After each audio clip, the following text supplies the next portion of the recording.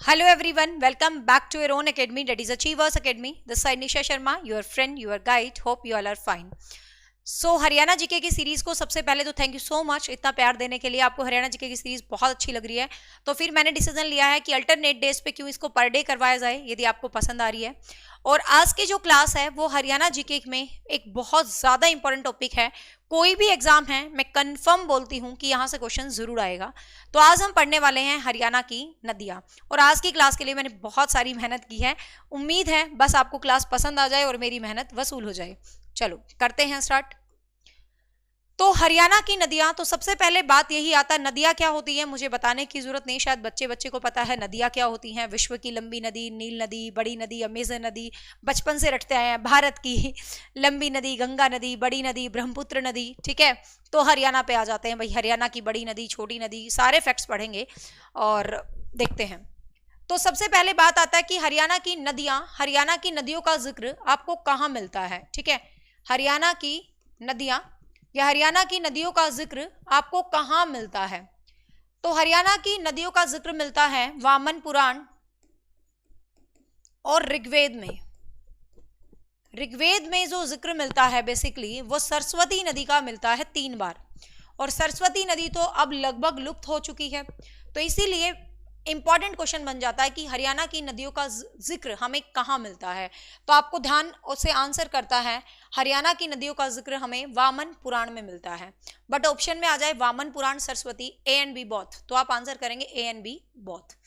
अब बात आती है हरियाणा में कितनी नदियां हैं। यदि इंपॉर्टेंट रूप से हम बात करें तो हरियाणा में इंपॉर्टेंट रूप से 9 नदियां हैं। ठीक है, 9 नदियां हैं। कुछ बच्चे कहेंगे मैम हमने तो 8 पढ़ा है, मैंने भी 8 पढ़ा है, क्योंकि आपको पता जो कंटेंट में दे रही हूँ आपको एक बुक से नहीं 7 किताबों से मिला के दे रही हूँ, बहुत ज्यादा मेहनत से।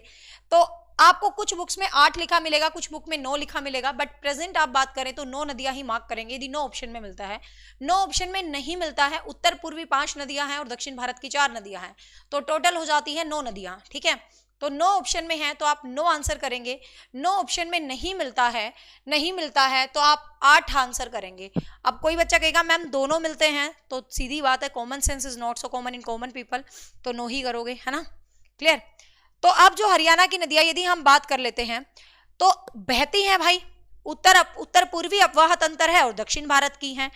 तो अब मैप वेब पे मत जाना, हमेशा what I want to convey you, just believe on my content, कि एग्जाम में एक भी क्वेश्चन बाहर नहीं जाएगा। जैसे मैं हर सब्जेक्ट में बोलती हूँ जो मैं पढ़ाऊंगी तो एग्जाम का 1 नंबर पक्का पढ़ाऊंगी, नहीं तो मैं नहीं पढ़ाऊंगी। ठीक है, तो यहाँ मेरी मैप की शक्ल पे कोई हंसा तो वो पिटा। ठीक है, अब सीधी सी बात है, मैं जनरल सा बना रही हूँ बिल्कुल ओवरव्यू आपको समझाने के लिए, बाकी कुछ नहीं। हरियाणा में एक तो इस वाली साइड नदी बहती है, आपको पता है, जो है अपनी यमुना नदी। ठीक है, जो आपकी यमुना रिवर है जो हरियाणा में इधर बहती है। ठीक है, फिर आपकी हरियाणा में एक इस वाली साइड के हरियाणा में बहती है एक बड़ी लंबी सी नदी जिसका नाम है आपका घग्गर नदी। ठीक है, फिर यहाँ पर आपको टांगरी, मारकंडा और सरस्वती। कहने का मतलब टांगरी डिटेल से पढ़ाऊंगी बिल्कुल, यहाँ शॉर्टकट में बता रही हूँ, मारकंडा और सरस्वती। ठीक है, ये तो आपकी उत्तरी अपवाह तंत्र की होगी, मतलब उत्तर वाली साइड, ऊपर वाली साइड बहने वाली नदियां होगी, बेसिकली उत्तरी अपवाह तंत्र की नदी आप इसको कह सकते हो। फिर आपके दक्षिण भारत में भी बहती हैं भाई 4 नदियां। ठीक है, दक्षिण भारत में भी आपकी 4 नदियां बहती हैं, ऐसे ऐसे दक्षिण भारत में भी आपकी 4 नदियां बहती हैं। इनको आप डेस्क से याद कर सकते हो, डेस्क डेस्क। डी से दोहन नदी, ठीक है, ई से इंदौरी नदी, एस से साहिबी नदी, ठीक है, एस से साहिबी नदी, और के से कृष्णा नदी। ठीक है, दोहन और इंदौरी। तो कहने का मतलब ये मैंने शॉर्टकट में क्यों बनाया है मैं आपको डिटेल से समझाऊंगी, इस पे मत जाना है। ठीक है, डेस्क DESK, डेस्क मतलब डी से दक्षिण, डी से डेस्क। तो दक्षिण भारत की बहने वाली ये 4 नदियां हैं, कृष्णा है, इंदौरी है, दोहन है और साहिबी है। साहिबी नदी दक्षिण भारत की प्रमुख नदी है। तो ये दक्षिण अपवाह तंत्र वाली नदियां हैं और ये आपकी उत्तर पूर्वी अपवाह तंत्र वाली नदियां हैं। ठीक है, और ये अपनी एक अलग ही बेचारी दुनिया बसा रखी है, किनारे किनारे यूं यूं यूं यूं यूपी और हरियाणा की सीमा से सटी हुई है, आपको पता है। तो सीधी बात है, अब बात कर लेते हैं कि कौन सी नदी कहां से निकलती है, किस नदी से क्या क्वेश्चन आ सकता है एग्जाम में, वो देखते हैं। तो सबसे पहले हम बात कर लेते हैं आपकी उत्तर पूर्वी नदी, मतलब हरियाणा की जो उत्तर पूर्वी नदियां हैं उनकी हम बात करेंगे सर्वप्रथम। तो वेरी फर्स्ट कैसे भूलेंगे हम, यमुना नदी से शुरू करेंगे। तो सबसे पहले जो आपकी नदी है वो है यमुना नदी। कोई भी नदी है उससे रिलेटेड कौन से क्वेश्चंस आपके हो सकते हैं? नदी की लंबाई क्या है, नदी कहां से निकली है, नदी कहां पर लुप्त हुई है, नदी किन जिलों में से जारी है, ये क्वेश्चंस है, या उस नदी पर कौन सा बांध बंधा हुआ है। तो ये क्वेश्चंस आपके बनेंगे हरियाणा में। तो बात कर लेते हैं यमुना नदी कहां से निकली है। तो यमुना नदी की हम बात करें तो उत्तराखंड के गढ़वाल, उत्तराखंड में जो गढ़वाली हिमालय है वहां पर बंदरपूछ की पश्चिमी ढाल, तो आपको ऑप्शन में ये मिलेगा बंदरपूछ की पश्चिमी ढाल, पश्चिमी ढाल भी याद कर लेना। ऑप्शन मिलेगा बंदरपूछ की पूर्वी ढाल। टीचिंग एग्जाम्स है, सीईटी मेंस है, तो इतना ऊपर से क्वेश्चन नहीं आएगा। जो आप सरफेस हरियाणा जीके पढ़ते आ रहे हो, स्टैंडर्ड से डीप कंटेंट के साथ ही पढ़ोगे तब भी आजकल एचपीएससी और टीजीटी और सीईटी मेंस निकलेगा। ठीक है, तो ये ऐसे ऑप्शंस डाल देगा, पूर्वी ढाल, पश्चिमी ढाल। तो मेक श्योर आपको याद रहे कि बंदरपूछ के पश्चिमी ढाल से निकलती है आपकी यमुना नदी। अब निकल तो गई भाई, वैसे तो यमुनोत्री से निकलती है यदि सही मायने में बात करें, बट एग्जैक्ट ऑप्शंस आपको यमुनोत्री नहीं देगा, ये देगा आपको। ठीक है ना। अब हरियाणा में कहां से प्रवेश करेगी, हरियाणा में बात करें तो हरियाणा में यमुना नदी है, यमुनानगर से प्रवेश कर रही है भाई, लेकिन ऑप्शन में आपको यमुनानगर नहीं मिलेगा, ऑप्शन में मिलेगा ताजेवाला। ठीक है, ताजेवाला में कलेसर से होती हुई, मतलब यमुनानगर में ताजेवाला से ये क्या करती है, हरियाणा में प्रवेश करती है। तो ध्यान रखेंगे यमुना नदी यमुनानगर में ताजेवाला से क्या करती है, हरियाणा में प्रवेश करती है आपकी कौन सी भाई, यमुना नदी, ध्यान रखेंगे। ठीक है, अब बात आती है इसकी लंबाई कितनी है। इसकी लंबाई है 320 किलोमीटर। ठीक है, इसकी हरियाणा में लंबाई की बात करें, हरियाणा में बात कर रहे हैं, 320 किलोमीटर है इसकी लंबाई। और कहां से गुजरेगी, अब देखो, अब आपको कुछ भी कंफ्यूज होना, रटने की जरूरत नहीं है। आपको पता ही है इस वाली बेल्ट पे है, इस वाली बेल्ट पे है, ये जीटी रोड वाली टाइप की बेल्ट है जो, तो यमुनानगर है, सीधी सी बात है। फिर यहाँ पर आपका करनाल आ गया, फिर आपका पानीपत आ गया, फिर सोनीपत आ गया, फिर दिल्ली, दिल्ली जाएगी नहीं। ठीक है, दिल्ली हरियाणा का पार्ट नहीं है तो दिल्ली नहीं काउंट करेंगे। फिर आपका फरीदाबाद आ गया और पलवल आ गया, बस हो गया याद। इस वाली बेल्ट पे जो हरियाणा के डिस्ट्रिक्ट हैं, सीधी सीधी सी बात है, यमुना नदी उन्हीं डिस्ट्रिक्ट्स में से ही तो गुजरेगी। तो फिर वो कौन से डिस्ट्रिक्ट हो गए भाई अपने, तो वो अपने कौन से हो गए, यमुनानगर, करनाल, पानीपत, सोनीपत, फरीदाबाद और पलवल। अब पलवल से जाके, ये पलवल से आगे आपको पता यूपी आ जाता है ना। तो पलवल में, यूपी में जो हसनपुर है, ठीक है, हसनपुर यूपी में एक जगह है, अलीगढ़, तो अलीगढ़ में जाके ये गंगा में मिल जाती है। आपको पता होगा, ज्योग्राफी में पढ़ा होगा कि गंगा की सहायक नदी है कौन सी, यमुना नदी। तो ध्यान रखेंगे। तो ये आपको मोस्ट इंपॉर्टेंट पॉइंट है कि कहाँ, तो क्वेश्चन कैसे कैसे याद करेंगे कि कहाँ यमुना नदी कहां से निकली, बंदरपूछ के पश्चिमी ढाल से, उत्तराखंड में गढ़वाल जिले से। हरियाणा में कहां से प्रवेश करी, ताजेवाला से। लंबाई कितनी है, 320 किलोमीटर है। किन किन डिस्ट्रिक्ट से गुजरी, यमुनानगर, करनाल, पानीपत, सोनीपत, फरीदाबाद, पलवल से होती हुई हसनपुर से अलीगढ़ होती हुई क्या हो जाती है, अलीगढ़ में ये लुप्त हो जाती है। ठीक है, इसके साथ एक और नदी बहती है, सोम नदी, जिसको इसकी सहायक नदी भी आप कह सकते हो, सोम नदी। और सोम नदी पे आपको ये क्वेश्चन याद रखना है, सोम नदी पे 2 बांध बने हुए हैं। तो कई बार ऑप्शन में सोम नदी नहीं आता तो हम इनको यमुना नदी के ही बांध कंसीडर कर लेते हैं। कौन से, पथराला और दादूपुर बांध। ठीक है, एग्जैक्टली आपसे पूछा जाए पथराला और दादूपुर बांध तो सोम नदी पर बने हैं। सोम नदी जो आपकी यमुना की सहायक नदी आप कह सकते हो इसको। ठीक है, लेकिन ऑप्शन में कई बार सोम नदी नहीं हो और पूछे ये बांध किस नदी पर है तो आप यमुना कर सकते हो, बट ऑप्शन में सोम नदी है तो सोम नदी ही टिक करेंगे, जो कि एक 40 किलोमीटर की छोटी सी नदी है। ठीक है, तो ध्यान रखना ये चीज भी। और यमुना नदी आपको पता है भाई हरियाणा की 12 मास बहने वाली नदी है, मतलब हमेशा बहती है, ये सर्वदा बहने वाली नदी है। कौन सी भाई, यमुना नदी। अब बात कर लेते हैं दूसरी नदी की। अब दूसरी सबसे इंपॉर्टेंट नदी है हरियाणा के इतिहास की, तो वेरी वेरी इंपॉर्टेंट यदि बात करें तो वो है आपकी घग्गर नदी। ठीक है, तो घग्गर नदी यहाँ पर काफी इंपॉर्टेंट रिवर हो जाती है, घग्गर नदी। अब घग्गर नदी की बात करें तो कहां से निकलती है भाई, ये शिमला में डागसोई की पहाड़ियां हैं। ठीक है, डागसोई की पहाड़ियां हैं जहां से ये निकलती है। तो आपको यहां से देख लो, ये यहाँ आपको पता है हिमाचल प्रदेश शिमला, ठीक है, तो शिमला में डाकसोई की पहाड़ियां से निकली और सीधी बात है भाई, सीधा यहाँ पर शिमला से हरियाणा में एंटर करते हैं तो पंचकुला में एंटर करते हैं। लेकिन आपको ध्यान होना चाहिए पंचकुला से भी पहले कालका आ जाता है ना, कालका से ट्रेन जाती है ना, कालका टू शिमला। तो बस ऐसे ही याद रखना। कुछ बच्चे इसका पंचकुला आंसर कर देते हैं, लेकिन ध्यान रखना पंचकुला नहीं है, पंचकुला के कालका में है, ठीक है। पंचकुला के कालका से ये क्या करती है, हरियाणा में एंट्री मारती है और सीधी सी बात है भाई उस पंचकुला वाली बेल्ट पे जाएगी। तो पंचकुला वाली बेल्ट पे जाएगी तो ये जो है अपने क्लियर इधर वाले क्लियर करेगी, मतलब पंचकुला आ गया, फिर अंबाला आ गया, फिर कैथल आ गया, फतेहाबाद जब भी आएगा दोस्त दोनों आएंगे, फतेहाबाद और सिरसा तो मैंने आपको कई बार समझा दिया साथ ही आते हैं, ठीक है। तो किन डिस्ट्रिक्ट्स में से गई भाई ये हरियाणा में, पंचकुला से गई, अंबाला से गई, कैथल से गई, फतेहाबाद से गई और सिरसा से गई।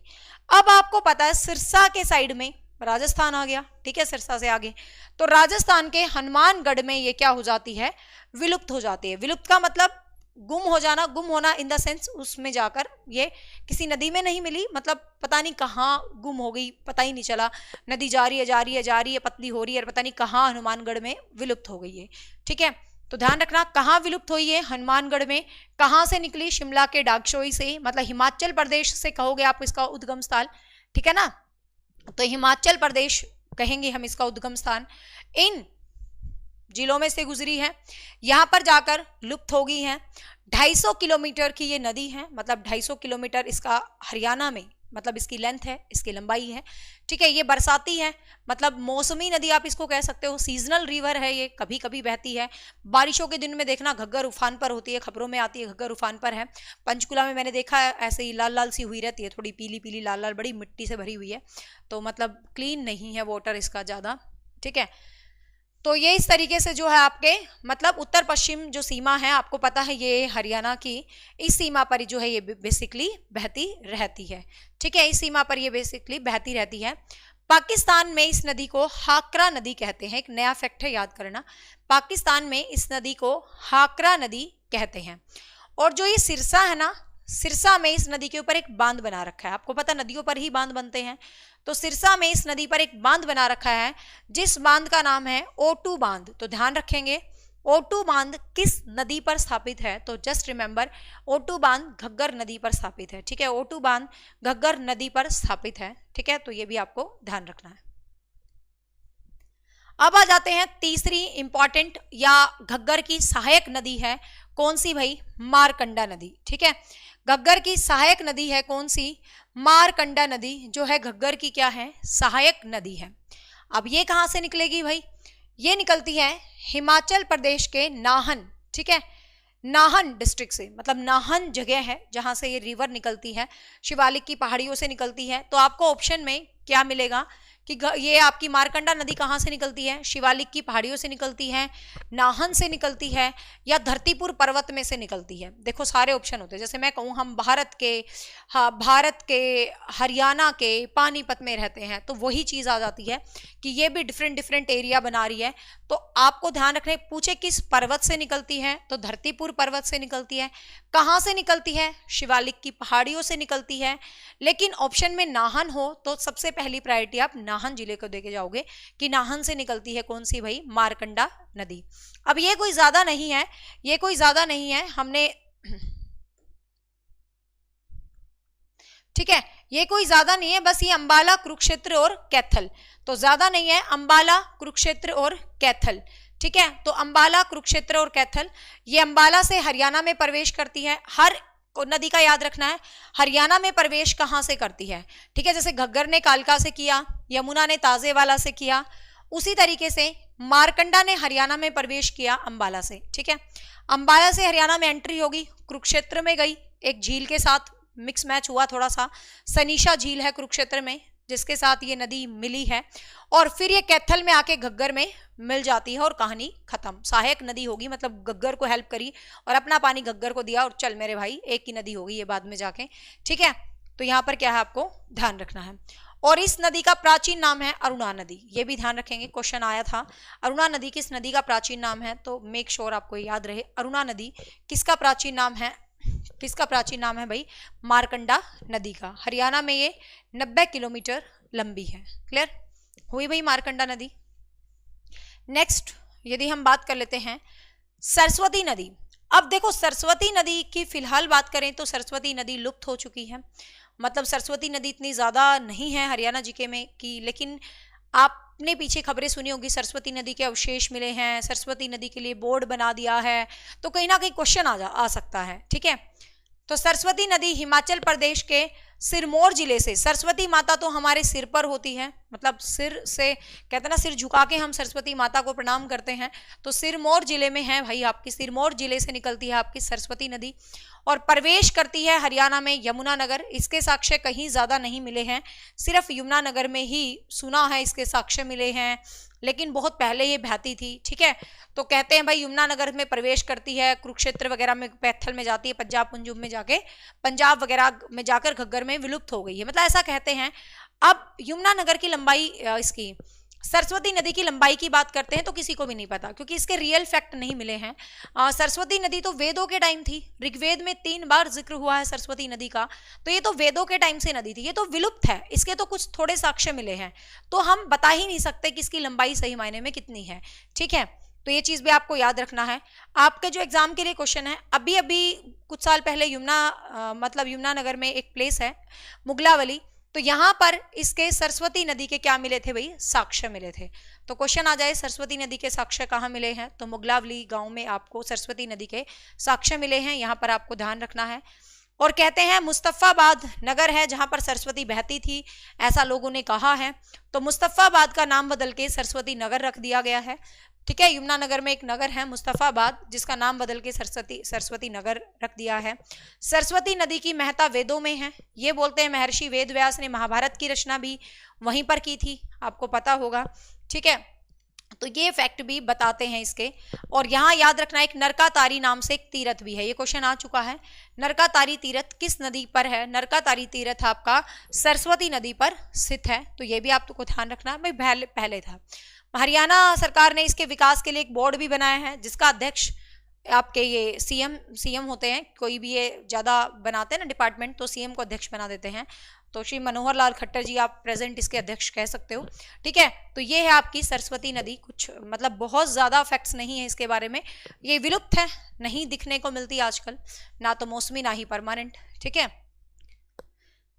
इसके बाद एक छोटी सी नदी है टांगरी नदी। ठीक है, टांगरी नदी की बात करें तो वेरी इंपॉर्टेंट नदी हो जाती है एग्जाम के लिए। क्यों हो जाती है, इसका क्वेश्चन बनेगा एग्जाम के लिए।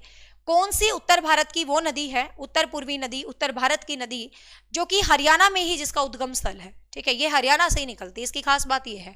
ठीक है, ये पंचकुला में, आपको पता है भाई मोरनी हिल्स हरियाणा की सबसे ऊंची चोटी है, वहां पर करहो। ठीक है, तो मोरनी हिल्स वहीं पर है, वहीं से निकली है आपकी टांगरी नदी। ठीक है, और अंबाला के मुलाना में मतलब आपको ये मिल जाती है जाके मारकंडा में, टांगरी मारकंडा में मिल जाती है, मारकंडा आपकी इसमें मिल जाती है, घग्गर में मिल जाती है। ठीक है ना, तो उद्गम स्थल इसका हरियाणा ही है। This is very important point जो आपको एग्जाम के लिए याद रखना है, टांगरी नदी का उद्गम स्थल हरियाणा ही है। ठीक है, पंचकुला में मोरनी हिल्स, हरियाणा की एकमात्र ऊंची चोटी करहो, यहीं पर मिलती है। ठीक है, अब एक राक्षी नदी है, कुछ बच्चे कहेंगे मैम ये छोड़ दी, वैसे इसकी जरूरत नहीं है, कोई इंपॉर्टेंट नहीं है, ना ही इतनी देखने को मिलती है। मुख्य ये 5 नदी है। ठीक है, मुख्य नदी ये 5 ही हैं, छोटी छोटी नदी बहुत हो जाती हैं, लेकिन उत्तर भारत में यदि बात करें, उत्तर हरियाणा में सॉरी, तो मुख्य रूप से उत्तर पूर्वी हरियाणा की ये 5 ही नदियां हैं। ठीक है, बट वैसे जनरल नॉलेज के लिए बता रही हूँ, एक राक्षी नदी भी होती थी, राक्षी नदी भी है जो यमुनानगर के बिलासपुर के नजदीक शाहपुर के लाडवा में जाती है, चोटांग नदी में मिल जाती है। छोटी छोटी कौशल्या नदी, चोटांग नदी, राक्षी नदी, ये छोटी छोटी नदियां हैं। मेन नदी मैंने आपको 9 लिखवाया ना, मुख्य नदी 9, तो मुख्य 5 यहाँ तक हो जाती हैं उत्तर पूर्वी। ठीक है, बट मुख्य 5 के अलावा ये छोटी छोटी 3 नदियां हैं। आजकल एग्जाम में कुछ भी पूछ लेता तो जनरल पता होना चाहिए आपको। तो राक्षी नदी की बात करें तो यमुनानगर के बिलासपुर के नजदीक शाहपुर के लाडवा में जाके चोटांग नदी में मिल जाती है। अब आप कहोगे मैम ये चोटांग नदी कौन सी है, देख लेते हैं एक बार। तो ऐसे ही एक छोटी सी नदी है चोटांग नदी, जिसको दृष्टवती नदी भी कहते हैं। ठीक है, वेदों में पुराने, ये शिवालिक की पहाड़ियों से निकलती है। ठीक है, ये शिवालिक की पहाड़ियों से निकलती है। तो ये यमुनानगर, कुरुक्षेत्र, करनाल, जींद, हिसार, फतेहाबाद, सिरसा, मतलब राजस्थान में जाके विलुप्त हो जाती है। इतनी इंपॉर्टेंट नहीं है, लेकिन इसका एक क्वेश्चन है जो इंपॉर्टेंट हो सकता है, इसलिए इसको पढ़ लो। हरियाणा की सबसे छोटी नदी आपसे पूछ ले, सबसे छोटी नदी, तो ये चोटांग नदी सिर्फ 9 किलोमीटर है, सिर्फ 9 किलोमीटर, बस 9 किलोमीटर बहती है ये, और 9 किलोमीटर में ही है ना, देख लो कितने जरा जरा से सीमाएं कवर कर रही है, बस हल्की सी, ठीक है। तो ये आपकी ध्यान रखना है, सबसे छोटी नदी है जो कि राजस्थान में विलुप्त हो जाती है। तो इसका एक ही फैक्ट याद रखना, सबसे छोटी नदी है बस, ठीक है, और शिवालिक से निकलती है और दृश्यवती बोलते हैं इसको, बस ये फैक्ट याद रखना, ठीक है। कौशल्या नदी है जो घग्गर की एक सहायक नदी है, पंचकुला में ही है, ठीक है, नोट सो इंपॉर्टेंट। तो ये थी उत्तर पूर्वी नदियां। अब बात आती है दक्षिण भारत की नदियां। दक्षिण भारत की कौन कौन सी नदियां हैं, एग्जाम के पॉइंट ऑफ व्यू से इंपॉर्टेंट है, दक्षिण भारत की अक्सर नदियां पूछी जाती हैं। तो दक्षिण भारत की 4 नदी हैं। दक्षिण आपका नीचे की तरफ होता है, डेस्क पे बैठ के नीचा नीचा फील करते, कुछ भी कर लो, तो DES के डेस्क से आप इसकी कर सकते हो, ठीक है, S से बनी साहिबी। तो दक्षिण भारत की सबसे पहले और सबसे इंपॉर्टेंट नदी है कौन सी भाई, साहिबी नदी, ठीक है। दक्षिण भारत की पहली इंपॉर्टेंट नदी है कौन सी, साहिबी नदी है, जो कि दक्षिण भारत की सबसे प्रमुख नदी है। जैसे आपकी उत्तर पूर्वी भारत की यमुना नदी है, ठीक है, घग्गर नदी है प्रसिद्ध, तो उसी तरीके से दक्षिण भारत की इंपॉर्टेंट नदी आपसे पूछा जाए तो वो कौन सी है भाई, साहिबी नदी, ठीक है, वो कौन सी है, साहिबी नदी है, हरियाणा की प्रमुख नदियों में से मानी जाती है, 120 किलोमीटर इसकी लंबाई है। अब ये कहाँ से निकलती है भाई, ये राजस्थान में जयपुर में है, ठीक है, जयपुर से 113 किलोमीटर दूर एक जगह है मनोहरपुर, या तो आपको ऑप्शन में मनोहरपुर मिलेगा या जीतगढ़ मिलेगा, ठीक है। तो मनोहरपुर और जीतगढ़ साथ साथ ही हैं, तो मनोहरपुर जीतगढ़ के साथ बहरोड की पहाड़ियों से ये नदी निकली है, ठीक है। तो राजस्थान में जयपुर में आपको जीतगढ़, मनोहरपुर टिक कराना, HSSC में पीछे आया था, मनोहरपुर माना था, ठीक है। वैसे तो आपको ऑप्शन में बहरोड की पहाड़ियां मिलेंगी, TGT स्क्रीनिंग में एक क्वेश्चन आया था कि साहिबी नदी कहां से निकलती है, तो उन्होंने ऑप्शन में बहरोड की पहाड़ियां डाला हुआ था, तो बहरोड की पहाड़ियों से निकलती है साहिबी नदी, आपको पता है। और भाई ये क्वेश्चन है हरियाणा में कहां से एंटर करती है, तो ये हरियाणा में एंटर करती है रेवाड़ी से, ठीक है, हरियाणा में एंटर करती है साहिबी नदी, कहां से भाई, रेवाड़ी से। तो रेवाड़ी से एंटर करती है, और जब ये रेवाड़ी से एंटर करती है तो वहां पर एक बांध बना दिया गया है, और ये क्वेश्चन 2-3 बार एग्जाम में पूछा गया है, वेरी इंपॉर्टेंट क्वेश्चन है, मसानी बैराज, ठीक है। तो मसानी बैराज, मसानी बांध बना रखा है रेवाड़ी में, जहां से साहिबी नदी क्या करती है भाई, एंटर करती है, ठीक है। अब एंटर करके ये कहां जाएगी, तो सीधी सीधी बात है भाई, अब आपको कंफ्यूज होने की जरूरत नहीं है। अब है ना, कई बार क्वेश्चन ये आता है कि ये नदी कहां से निकलती है, ये नदी कहां से, अब उत्तर पूर्वी है तो सीधी सी बात है उत्तर पूर्वी डिस्ट्रिक्ट्स में ही सीमित रहेंगी। अब ये दक्षिण भारत की है तो याद करने में बिल्कुल प्रॉब्लम नहीं होगी। दक्षिण भारत में क्या है, रेवाड़ी, मेवात, पलवल, महेंद्रगढ़, ठीक है, और गुड़गांव, यही तो है दक्षिण वाला हरियाणा। तो इसका मतलब ये इन्हीं जिलों से मिलेगी, इन्हीं जिलों से मिलेगी, सीधी सी बात है। तो ये रेवाड़ी से निकल के आपके गुड़गांव में जाती है, ठीक है, और गुड़गांव में जाके एक लाहौरी जगह आती है जहां से झज्जर में चली जाती है, फिर ये नजफगढ़ झील में मिल जाती है। तो दक्षिण भारत की नदियां अपवाह तंत्र बहुत ज्यादा नहीं बनाएंगे, क्योंकि दक्षिण भारत के डिस्ट्रिक्ट्स यही हैं लिमिटेड, तो इन्हीं में ही अपना क्या बनाएंगे, अपवाह तंत्र बनाएंगे। अपवाह तंत्र होता है बहने की, एक बहना मतलब, ठीक है। तो रेवाड़ी, गुरुग्राम, लाहौरी के निकट झज्जर, नजफगढ़ झील में ये क्या है, मिल जाती है, आपको ध्यान रखना। और यमुना की सहायक नदी बन जाती है, क्योंकि साहिबी नदी भी कहीं ना कहीं यमुना में जाके मिल जाती है, ठीक है, क्लियर। तो यहां पर आपको ध्यान रखना है साहिबी नदी के बारे में, दक्षिण भारत की महत्वपूर्ण नदी। इसके बाद आता है दोहन नदी। ये दक्षिण भारत की मौसमी नदी है, जैसे घग्गर अपनी उत्तर की मौसमी है, उसी तरीके से सीजनल रिवर है दक्षिण भारत की। साहिबी की सहायक नदी है, सीधी सी बात है, साहिबी में मिल जाती है, ठीक है। राजस्थान में जगह है नीम का थाना, वहां से निकलती है, ठीक है। तो राजस्थान में नीम का थाना जगह से निकलती है, आपको नीम का थाना ऑप्शन में मिले तो ये टिक कर देना, अदरवाइज आप ऑप्शन में राजस्थान टिक कर दोगे। 50 किलोमीटर है ये, और कितने किलोमीटर है भाई, 50 किलोमीटर है। और बात कर लेते हैं हरियाणा में ढोसी की पहाड़ियां, जो ढोसी स्थान है वहां से आती है और महेंद्रगढ़ में ही लुप्त हो जाती है, मतलब छोटी सी है, सीधी सी बात है, ठीक है। तो दोहन नदी ढोसी में आके महेंद्रगढ़ में क्या हो जाती है भाई, लुप्त हो जाती है। कौन सी, महेंद्रगढ़ में दहीना नामक स्थान है, ज्यादा ग्रेट ऑप्शन खोल के ओपन कर रखा हो तो दहीना लिखा मिलेगा, नहीं तो महेंद्रगढ़ ही लिखा मिलेगा, महेंद्रगढ़ में ये लुप्त हो जाती है, ठीक है। दोहन नदी छोटी सी है, 50 किलोमीटर है, ढोसी स्थान से हरियाणा में एंटर करा, महेंद्रगढ़ में लुप्त हो गई, राजस्थान में नीम के थाना से इसने क्या किया भाई, एंटर किया। ठीक है, फिर दक्षिण भारत की नदी है इंदौरी नदी। ठीक है, इंदौरी नदी भी इंपॉर्टेंट हो जाती है, इंपॉर्टेंट हो जाती है, 2-3 बार एग्जाम्स में पूछी गई है, टीजीटी स्क्रीनिंग में आई थी लास्ट टाइम। तो दोहरी नदी, इंदौरी नदी की बात करें तो नूह के निकट अरावली की पहाड़ियों से निकलती है। ध्यान रखना, अरावली की पहाड़ी सबको पता ना, अपनी प्राचीन पहाड़ियां। तो नूह मेवात, ठीक है, तो मेवात के आगे जो अरावली की शाखाएं हैं वहां से निकलती है। तो सीधी बात है, हरियाणा में कहां से एंट्री हुई, मेवात से ही एंट्री हुई। ठीक है ना, मेवात में ही निकली। तो जैसे ही अरावली की पहाड़ियां से आती है 2 हिस्सों में बढ़ जाती है, एक हिस्सा रेवाड़ी की साइड चला जाता है और एक गुड़गांव की साइड चला जाता है। ये नदी 2 हिस्सों में बढ़ जाती है, तो ध्यान रखना, एक रेवाड़ी की साइड चली जाती है और एक गुड़गांव की साइड चली जाती है, और फिर जाके दोनों हिस्से आगे मिलके साहिबी नदी में मिल जाते हैं। साहिबी नदी में कहानी इनकी खत्म। ठीक है, बस इतना ही याद रखना है। और इसका प्राचीन नाम था अशुमती, इस नदी का जो प्राचीन नाम था वो था अशुमती, ये भी याद रखेंगे।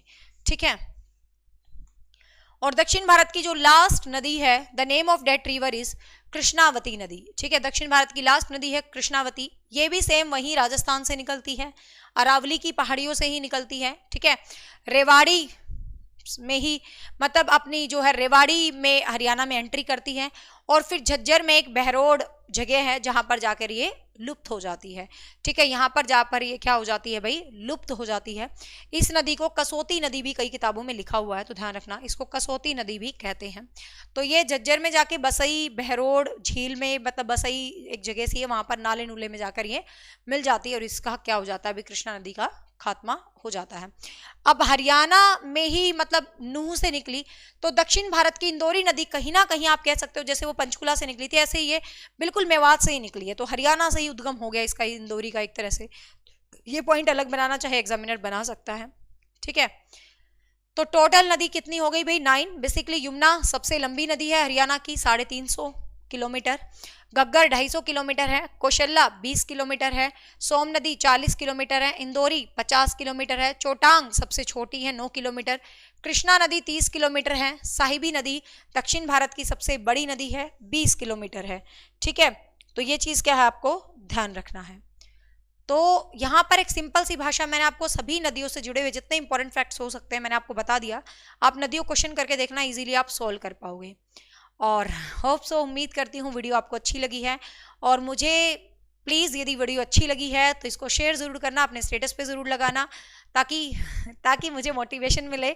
मतलब सच में नया सब्जेक्ट पढ़ाना मेरे लिए अपने आप में चैलेंज है, क्योंकि ये मेरे लिए टाइम कंज्यूमिंग है। चैलेंज नहीं है, टचवुड मुझे टीच करना चैलेंज नहीं होता, हमेशा एक टीचर के लिए चैलेंज होता है कंटेंट क्रिएट करना। कंटेंट कुछ भी पढ़ाना मैटर नहीं करता, कि मैं उठा के कुछ भी पढ़ा दूं जिससे आपके एग्जाम में क्वेश्चन ही नहीं आए, तो उस पढ़ाई का कोई मकसद नहीं रह जाता। तो कंटेंट क्रिएट करना अपने आप में चैलेंज होता है, कि मैंने खुद मतलब बस इंटरेस्ट आया, हरियाणा जी के पढ़ा के देखूं, बच्चे बहुत बोल रहे थे और मैंने पढ़ाया, आपको बहुत पसंद आया, तो मेरे को लगा यार चल 2 किताबें और मंगवा लेती हूँ। 4-5 किताबें मैं अपने सामने रखती हूँ, फिर उनके सारे फैक्ट्स मैं जोड़ती हूँ, फिर आपके लिए एक लेक्चर प्रिपेयर करती हूँ।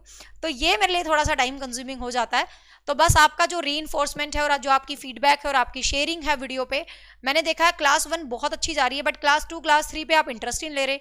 यदि निकम्मे आप सीरीज को ही नहीं देखोगे तो क्या ही मजा आएगा पढ़ने का। और मैंने प्लेलिस्ट बना दी है न्यू हरियाणा जीके के नाम से, तो आप कंप्लीट सीरीज देखिए, क्लास 1 2 3 4 5 सब पढ़ाती रहूंगी, just depend on what you want. ठीक है भाई, so bye bye, take care, have a nice day, thank you so much.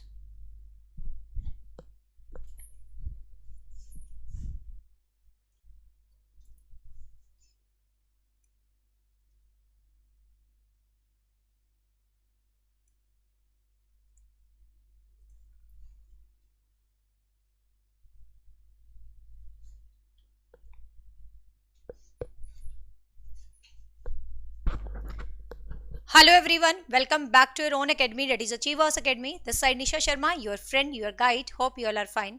So Haryana GK की सीरीज में आज हम वीडियो नंबर 6 नहीं, वीडियो नंबर 7 डिस्कस करने जा रहे हैं, जो वीडियो है अबाउट हरियाणा की नहरें, सिंचाई परियोजना और हरियाणा के कुछ स्पेशल बांध। कंफर्म है यहाँ से क्वेश्चन जरूर आएगा। मैं वही वीडियोस करवाऊंगी जहां से एक क्वेश्चन जरूर आता है एग्जाम में, चाहे आपको किसी भी शिफ्ट में देखने को मिले, बट कंफर्म है क्वेश्चन जरूर देखने को मिलेगा। ठीक है, सो होप सो आपको अच्छी लगे, स्टार्ट करते हैं। लाइव मैंने वैसे ही ऑन कर लिया, मैं तो क्लास को रिकॉर्ड ही कर रही थी, बट मुझे लगा चलो लाइव ऑन कर लेती हूँ। कोई लाइव देखता है ठीक है, नहीं तो मैं वैसे कमेंट्स का रिप्लाई नहीं करूंगी, क्योंकि मैं अपने हिसाब से इस क्लास को सिर्फ रिकॉर्ड करने आई हूँ। ठीक है, चलो तो बात कर लेते हैं हरियाणा की नहरें, बांध और हरियाणा की कुछ स्पेसिफिक सिंचाई परियोजना। लास्ट क्लास में हमने हरियाणा की नदियां डिस्कस की थी।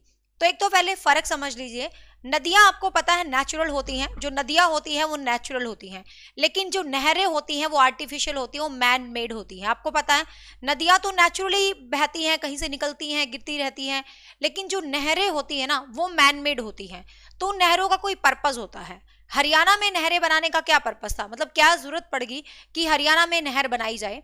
ये क्वेश्चन मत अराइज करो कि किस एग्जाम के लिए इंपॉर्टेंट है। हरियाणा का कोई भी एग्जाम दे रहे हो, चाहे आप ग्रुप सी, ग्रुप डी, चाहे मेंस, चाहे टीजीटी स्क्रीनिंग, चाहे आगे एस्टेट, चाहे एचपीएससी, जो मर्जी एग्जाम दोगे सबके लिए इंपॉर्टेंट है। जो टॉपिक करवाऊंगी पूरा डीप में ही करवाऊंगी हर एग्जाम के लिए। ठीक है, तो बात आती है कि नहरों की क्या ही जरूरत पड़ेगी, मतलब क्यों नहरें बनाने की जरूरत पड़ेगी। तो आपको पता भाई क्यों जरूरत पड़ेगी, क्योंकि सिंचाई करनी थी, है ना। क्वेश्चन आता है सबसे पहले यही इंपॉर्टेंट क्वेश्चन कि हरियाणा में सर्वाधिक सिंचाई किससे की जाती है।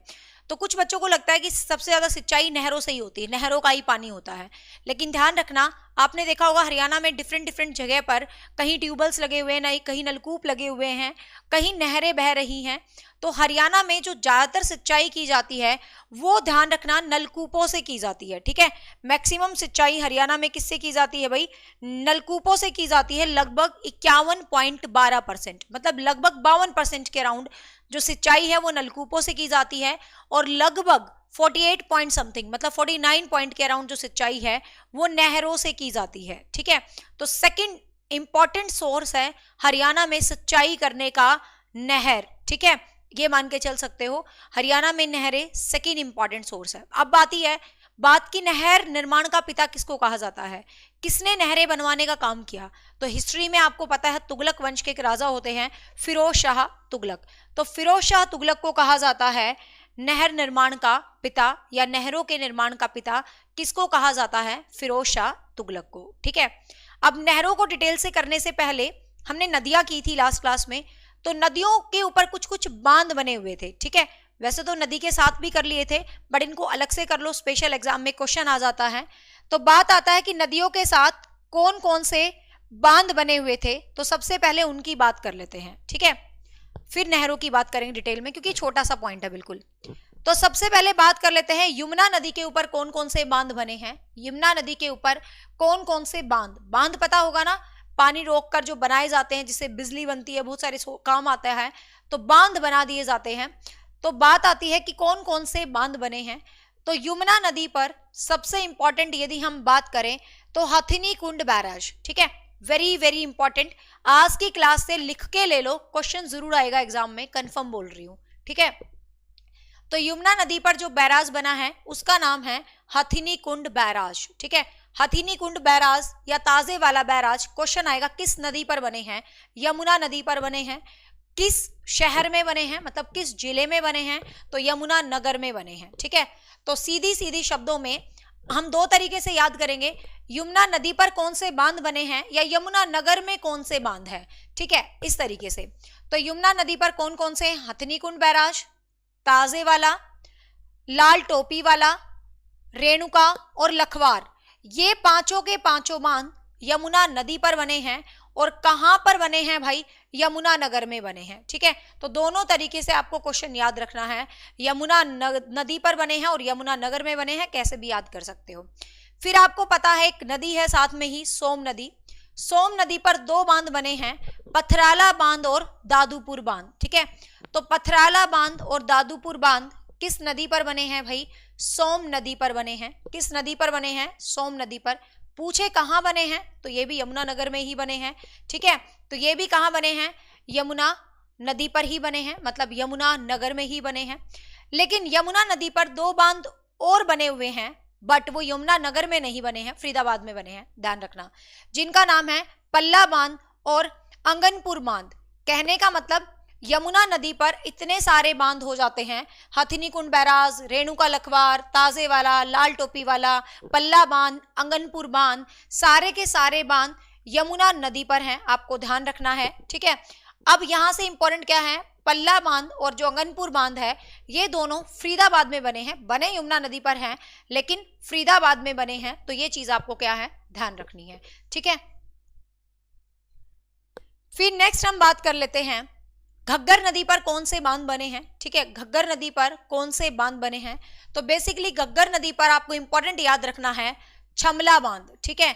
छमला बांध घग्गर नदी पर बना है, जो वेरी वेरी इंपॉर्टेंट आपको ध्यान रखना है, सबसे इंपॉर्टेंट आपको यही याद रखना है, घग्गर नदी पर बना सबसे इंपॉर्टेंट बांध है छमला बांध, ठीक है। और सेकंड है दीवान वाला बांध, तो दोनों के दोनों किस नदी पर बने हैं भाई, घग्गर नदी पर, ठीक है। और कहां पर है ये, पंचकुला में, ठीक है। कहां पर बने हैं ये दोनों बांध, पंचकुला में। लेकिन एक बांध है, स्टार लगा के याद करना, अक्सर एग्जाम में पूछा जाता है, O2 बांध। ये बना तो घग्गर नदी पर है बट ये सिरसा में बना है, ठीक है। ये बना तो घग्गर नदी पर है बट याद रखेंगे ये आपका सिरसा में बना हुआ बांध है, तो मेक श्योर आप इस क्वेश्चन को अलग से याद रखेंगे। फिर कौशल्या नदी पर बना है कोशांग बांध, ठीक है। कौशल्या नदी पर बना है कोशांग बांध और घग्गर नदी पर बना है कौशल्या बांध, तो ये सारे के सारे क्वेश्चंस आप याद रखेंगे, बहुत बार एग्जाम में डायरेक्ट क्वेश्चन आया है। छमला बांध बहुत इंपॉर्टेंट है, स्टार मार्क कर सकते हो। किस नदी पर बना है, घग्गर नदी पर। कहां पर बना है, पंचकुला में बना है, ठीक है। क्वेश्चन को इधर से भी पकड़ना है उधर से भी पकड़ना है, एग्जामिनर किधर से भी पकड़ के दे सकता है, ठीक है। तुम्हें हर तरीके से याद होनी चाहिए चीजें। और O2 बांध कहां बना है भाई, सिरसा में बना है, तो ये घग्गर नदी पर बनने वाले क्या थे, बांध। और कोशांग बांध कौशल्या नदी पर। फिर साहिबी नदी पर जो बांध बना है बहुत इंपॉर्टेंट बांध है मसानी बांध, वेरी वेरी इंपॉर्टेंट, बहुत रिपीटेडली क्वेश्चन इससे एग्जाम में पूछा गया है, याद रखेंगे। साहिबी नदी पर जो बांध बना है उसका नाम है मसानी बांध, जो कि कहां पर बना हुआ है भाई, रेवाड़ी में, ठीक है। मसानी बांध जो कि कहां पर बना हुआ है, रेवाड़ी में। और किस नदी पर बना है, साहिबी नदी, जो मैंने आपको नदियों में पढ़ाया था, दक्षिण भारत की, दक्षिण हरियाणा की सबसे इंपॉर्टेंट नदी थी, ठीक है। हाँ, तो आपको ध्यान रखना है। एक कृष्णा डैम है, सिंपल याद रखना, कुरुक्षेत्र में बना हुआ है कृष्णा डैम। अब क्वेश्चन आता है एक पक्का बांध, मतलब कहते हैं ना कंक्रीट से बना हुआ, एक पक्का जो बांध बना हुआ है तो वो कौन सा है, तो वो आपका हथनी कुंड बैराज है। तो ऐसे भी फैक्चुअल क्वेश्चन भी पूछ सकता है, वो कंक्रीट से बना है, पक्का बांध टाइप में बना हुआ है, तो हथनी कुंड बांध है, ठीक है। और यहां पर आपको ये चीज याद रखना है, एक वेरी इंपॉर्टेंट क्वेश्चन, जो फरीदाबाद में यमुना नदी पर बना है अंगनपुर बांध, तो ये एक हाइड्रोलिक, जैसे हाइड्रोलिक लिफ्ट होती है ना, तो उसी तरीके से एक हाइड्रोलिक बांध आपसे हरियाणा का पूछा जाए तो याद रखेंगे अंगनपुर बांध एक हाइड्रोलिक बांध है हरियाणा का, जो कि फरीदाबाद में स्थित है, ठीक है। तो ये बिल्कुल छोटे से थे हरियाणा के बांध, आपको याद रखना है। इसमें घग्गर नदी पर कौन से बने हैं, यमुना नदी पर कौन से बने हैं, और लाल टोपी वाला बांध याद रख लेना, ठीक है, यमुनानगर में है। तो ये कुछ छोटे से, ज्यादा नहीं थे, ये बांध थे जो कि डिफरेंट डिफरेंट नदियों पर बने थे, तो नदियों के बाद आपको ये बांध का भी पता होना बहुत जरूरी है, ठीक है। हाँ, थैंक यू सो मच शीतल। अब हम बात कर लेते हैं नहरों के बारे में, ठीक है। नहरें स्टार लगा लो, 2 4 5 6 7 8 9 10 जितने लगाओ। नदी और नहर ऐसा टॉपिक है, नदी हो, नहर है, बांध है, सिंचाई योजना है, मतलब लिख के ले लो मेरे से, कंफर्म क्वेश्चन आएगा। एक शिफ्ट में नदी से आया, दूसरे में नहर से आया, बट क्वेश्चन जरूर आएगा, ठीक है, ध्यान रखेंगे ये। हाँ, अब देखिएगा,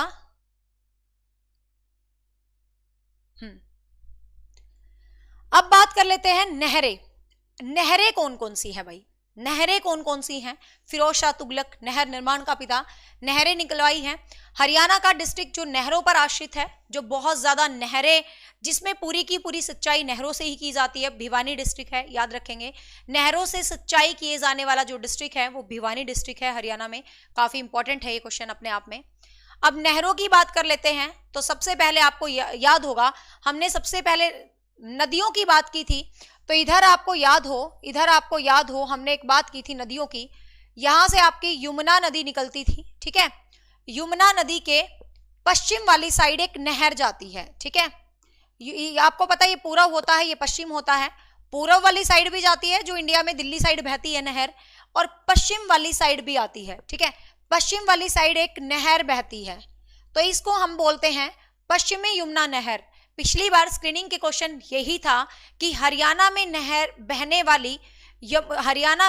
बहने वाली यमुना नहर कौन सी है, पूर्वी यमुना नहर या पश्चिमी यमुना नहर, ठीक है।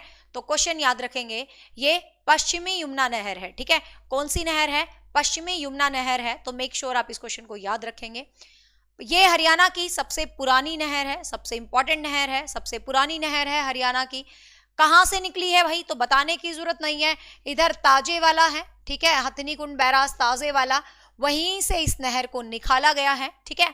तो ताजे वाला से क्या किया गया है? इस नहर को निकाला गया है। कहां से भाई? ताजे वाले से।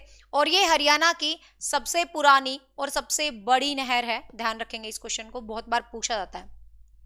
अब इस नहर की लंबाई में कुछ बच्चे कंफ्यूज हो जाते हैं। आपको कुछ बुक में मिलेगा 325 किलोमीटर है ये, कुछ बुक में मिलेगा 3226 किलोमीटर है। अब बच्चा कंफ्यूज है, मैम 325 तो और 3326 तो बहुत डिफरेंट चीज है।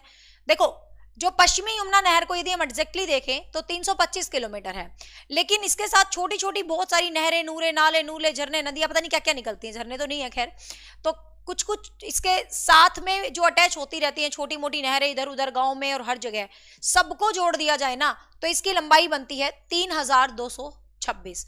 अब आप कहोगे मैम पेपर में आए तो कौन सा करें? पेपर में आए तो ये करोगे, ठीक है।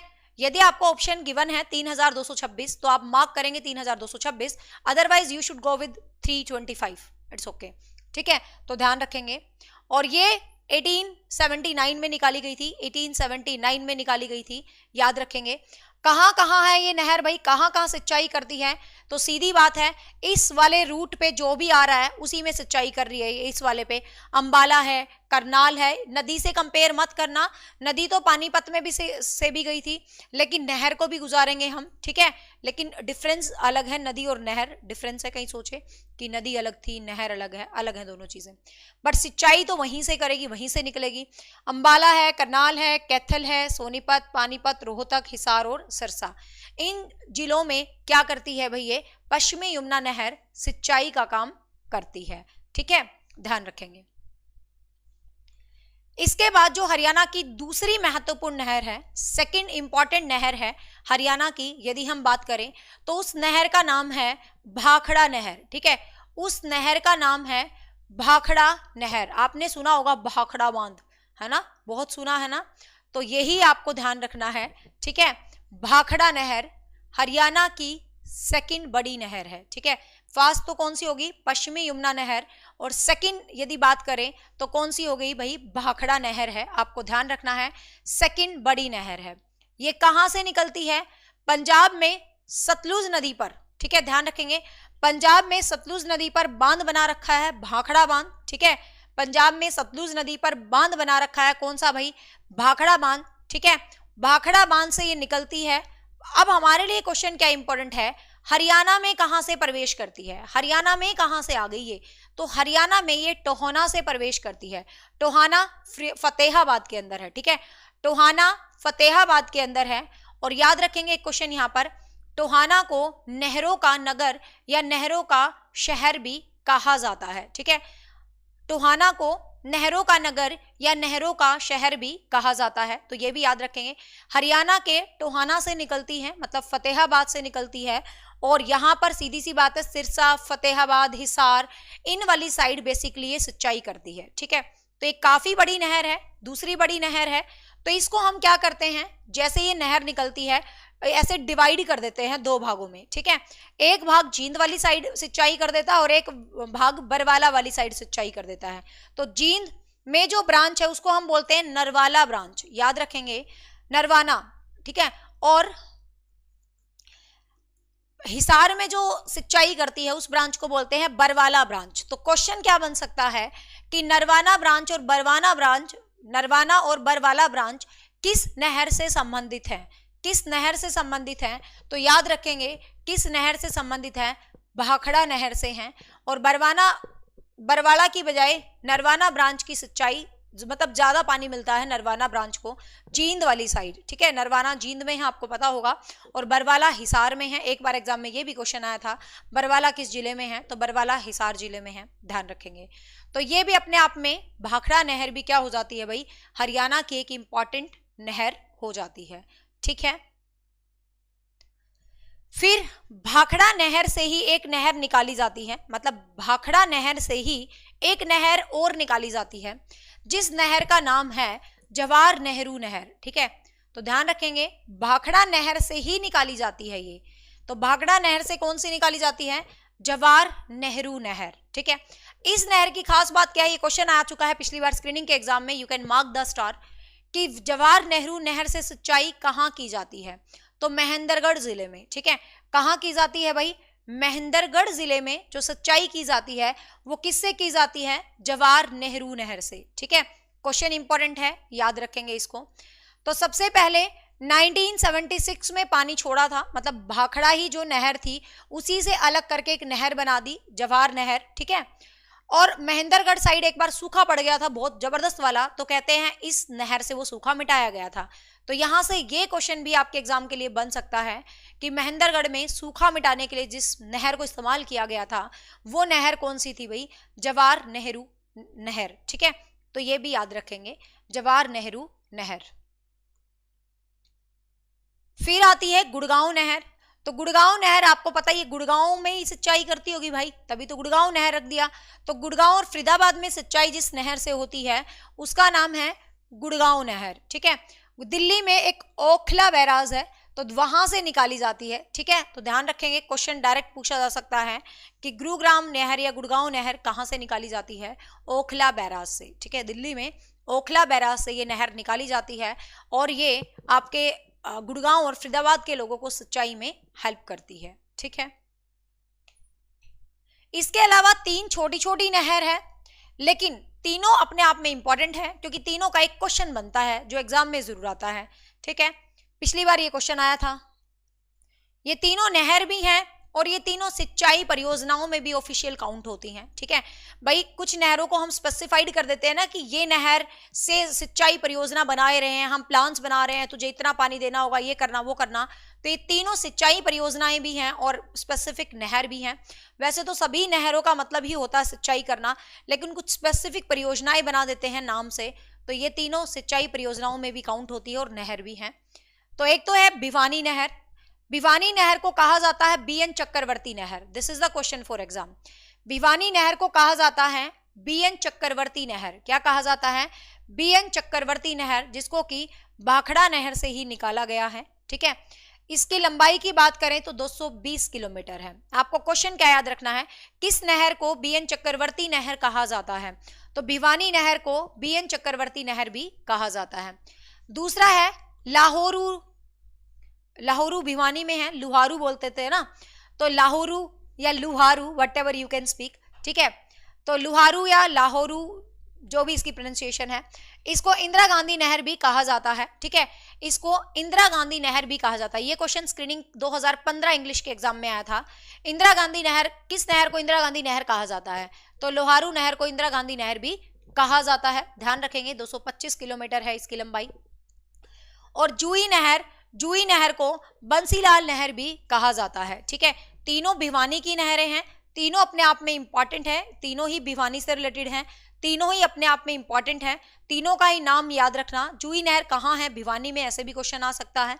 ठीक है, जूही नहर को क्या कहा जाता है भाई? बंसीलाल नहर भी कहा जाता है। ठीक है, तो ये थी हरियाणा की कुछ इंपॉर्टेंट नहरें, जिसमें से क्या है आपको याद रखना है।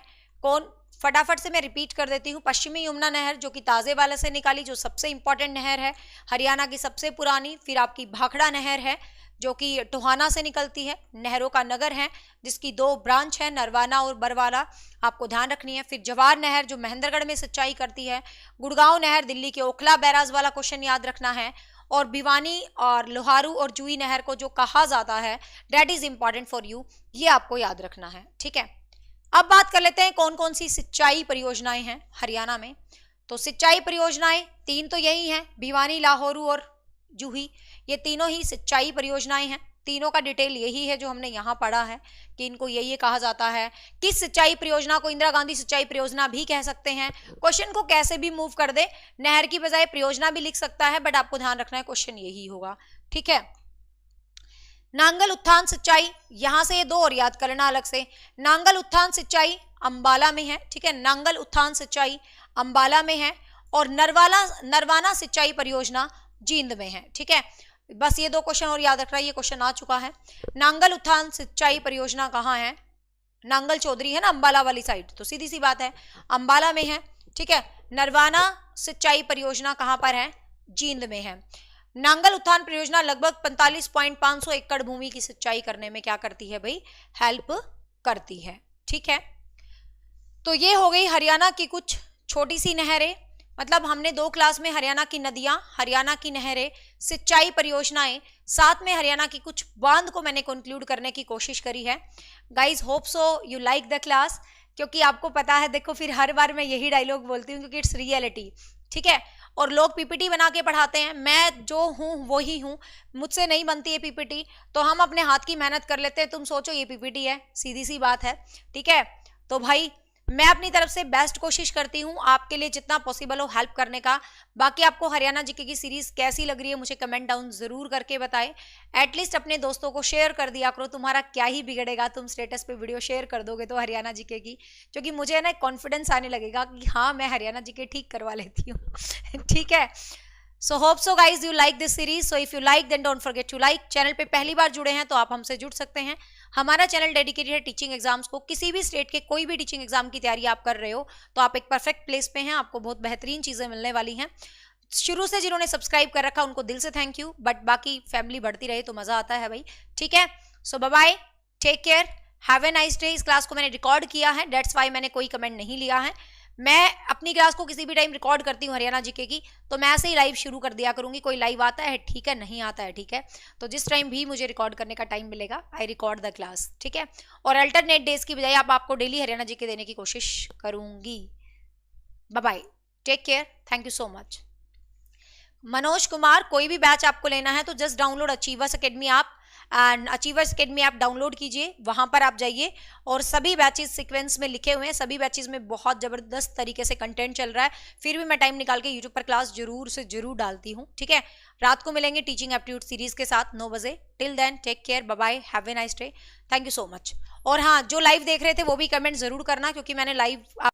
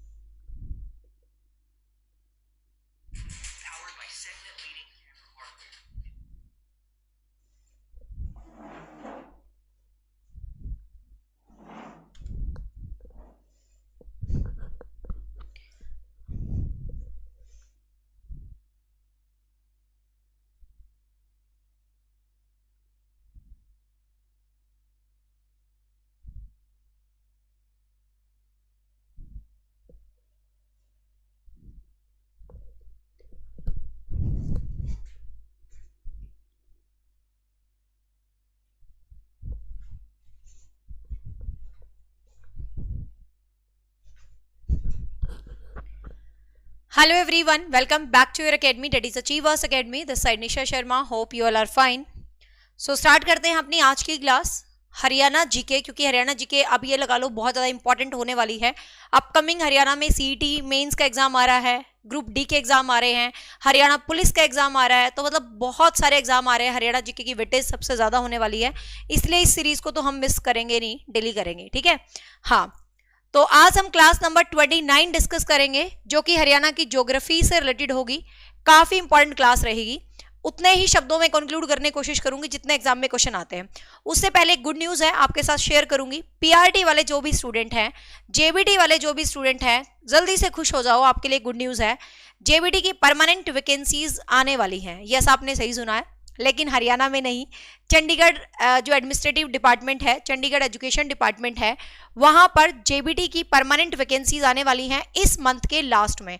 100% न्यूज है, जो भी न्यूज दूंगी ऑथेंटिक दूंगी, अदरवाइज नहीं शेयर करूंगी, आपको पता है। ठीक है, तो जेबीटी की परमानेंट वैकेंसीज आने वाली हैं चंडीगढ़ में, रेगुलर, ठीक है, नॉट कॉन्ट्रैक्ट, एसएससी वाली नहीं, चंडीगढ़ एजुकेशन डिपार्टमेंट की इस महीने के लास्ट में आपको वैकेंसी देखने को मिलेगी। जो भी डिटेल होगी सबसे पहले एसएससी की मैं शेयर कर दूंगी। मैंने बताया था एसएससी में अपना पर्सनल बंदा है, तो सारी न्यूज सबसे पहले मिलेंगी आपको एसएससी की मेरे से। ठीक है, मतलब चंडीगढ़ एजुकेशन डिपार्टमेंट की। चलो, तो आज हम क्लास 29 को डिस्कस कर लेते हैं, जो कि हरियाणा की भौगोलिक संरचना, हरियाणा की कुछ मैदान या जलवायु से रिलेटेड रहेगी, जो आपके एग्जाम में बहुत अच्छी आती है। मेरा सफर बहुत अच्छा रहा, थैंक यू सो मच, मेरा ट्रिप बहुत अच्छा रहा। आपको पता, देखो जून मंथ हम ऐसा ही चलेगा, अभी तो जून शुरू हुआ है, दीदी वगैरह भी आ जाएंगे 10 तारीख के आसपास, एंड तक रहेंगी, फिर भी कहीं जाना हो सकता है। तो जून का महीना तो भाई मेरा ऐसा ही रहता है, होच पोच वाला टाइप में, कभी क्लास है कभी नहीं है, बट जुलाई से तो बहुत रेगुलरिटी के साथ हम काम करेंगे। बट जून में भी मैं काम तो करूंगी, बस छुट्टियां होती रहेंगी बीच बीच में, वो बात अलग है, ठीक है।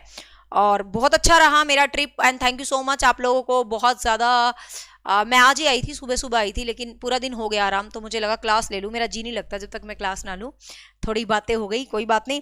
बाकी थैंक यू सो मच, आप लोगों ने वीडियोस को बहुत ज़्यादा पसंद किया। निशा शर्मा लाइफस्टाइल पे मैंने सारी वीडियोस डाल दी हैं, और अब भी टाइम नहीं मिला, छोटे छोटे व्लॉग्स भी डालूंगी मैं, मनाली के पूरे व्लॉग्स बना के लाई हूँ, वो भी डालूंगी।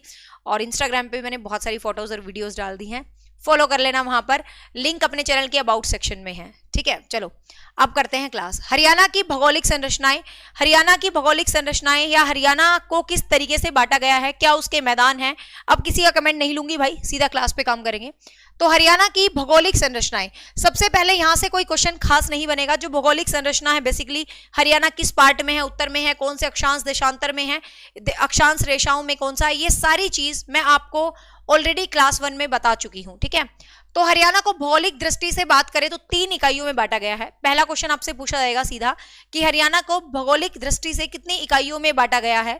प्रियंका लास्ट में पूछना आप कितनी इकाइयों में बांटा गया है, तो 3 इकाइयों में बांटा गया है, कुरुक्षेत्र, हरियाणा और भटियाना, ठीक है।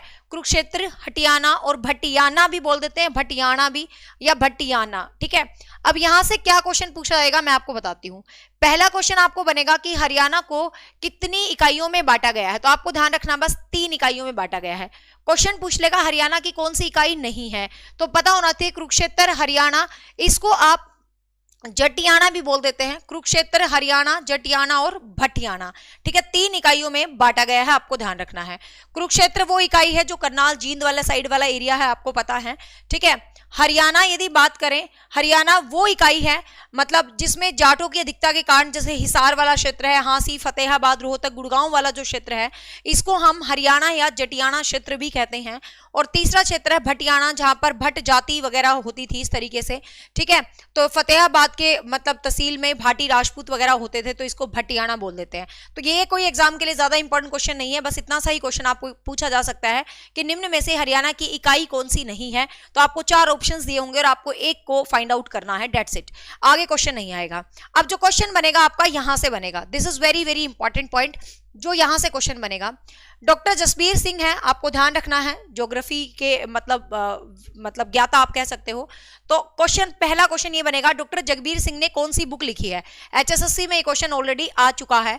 तो an agriculture geography of Haryana, an आगे लगा सकते हो, कोई दिक्कत नहीं, आर्टिकल ना भी लगाओ तो चलेगा, बट ग्रामेटिकल लगा सकते हो, ठीक है। N agriculture geography of Haryana, तो आपको ध्यान रखना है, N agriculture geography of Haryana जो बुक है वो किसके द्वारा लिखी गई है भाई, डॉक्टर जसवीर सिंह के द्वारा, ठीक है। किसके द्वारा लिखी गई है, डॉक्टर जसवीर सिंह के द्वारा लिखी गई है, कौन सी, एग्रीकल्चर ज्योग्राफी ऑफ हरियाणा। तो पहला बात तो आपको ये याद रखना है, ठीक है। क्वेश्चन आएगा एग्रीकल्चर ज्योग्राफी ऑफ हरियाणा के हिसाब से हरियाणा को कितने भागों में बांटा गया है, तो 8 भागों में। एक एक पॉइंट से क्वेश्चन निकलेगा एग्जाम के लिए, आपको ध्यान रखना है, ठीक है। पहले क्या क्वेश्चन याद रखोगे, एग्रीकल्चर ज्योग्राफी ऑफ हरियाणा जो बुक है किसने लिखी है, डॉक्टर जसबीर सिंह में। क्वेश्चन आए हरियाणा का विभाजन भौगोलिक इकाइयों के आधार पे, दृष्टि के आधार पे, मैदानों के आधार पे किसने किया है, डॉक्टर जसबीर सिंह ने।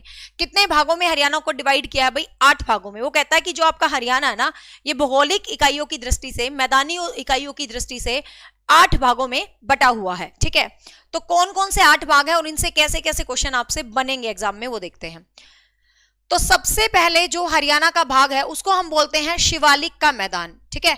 सबसे पहले जो हरियाणा का भाग है उसको हम बोलते हैं शिवालिक का मैदान, या आपको खाली शिवालिक भी लिखा मिल सकता है, ठीक है। तो सबसे पहला जो भाग है वो है अपना शिवालिक या शिवालिक का मैदान। इसके अंदर क्या है, यहां से आपको कैसे क्वेश्चन बनेंगे ध्यान से सुनना। देखो शिवालिक मैदान का क्या मतलब, जो शिवालिक की पहाड़ियां जिस क्षेत्र में है हरियाणा के, उसको हम शिवालिक मैदान के नाम से जानते हैं। मतलब उसको आप शिवालिक मैदान कह सकते हो जिस क्षेत्र में शिवालिक है। क्या बात, क्लास रुक गई है।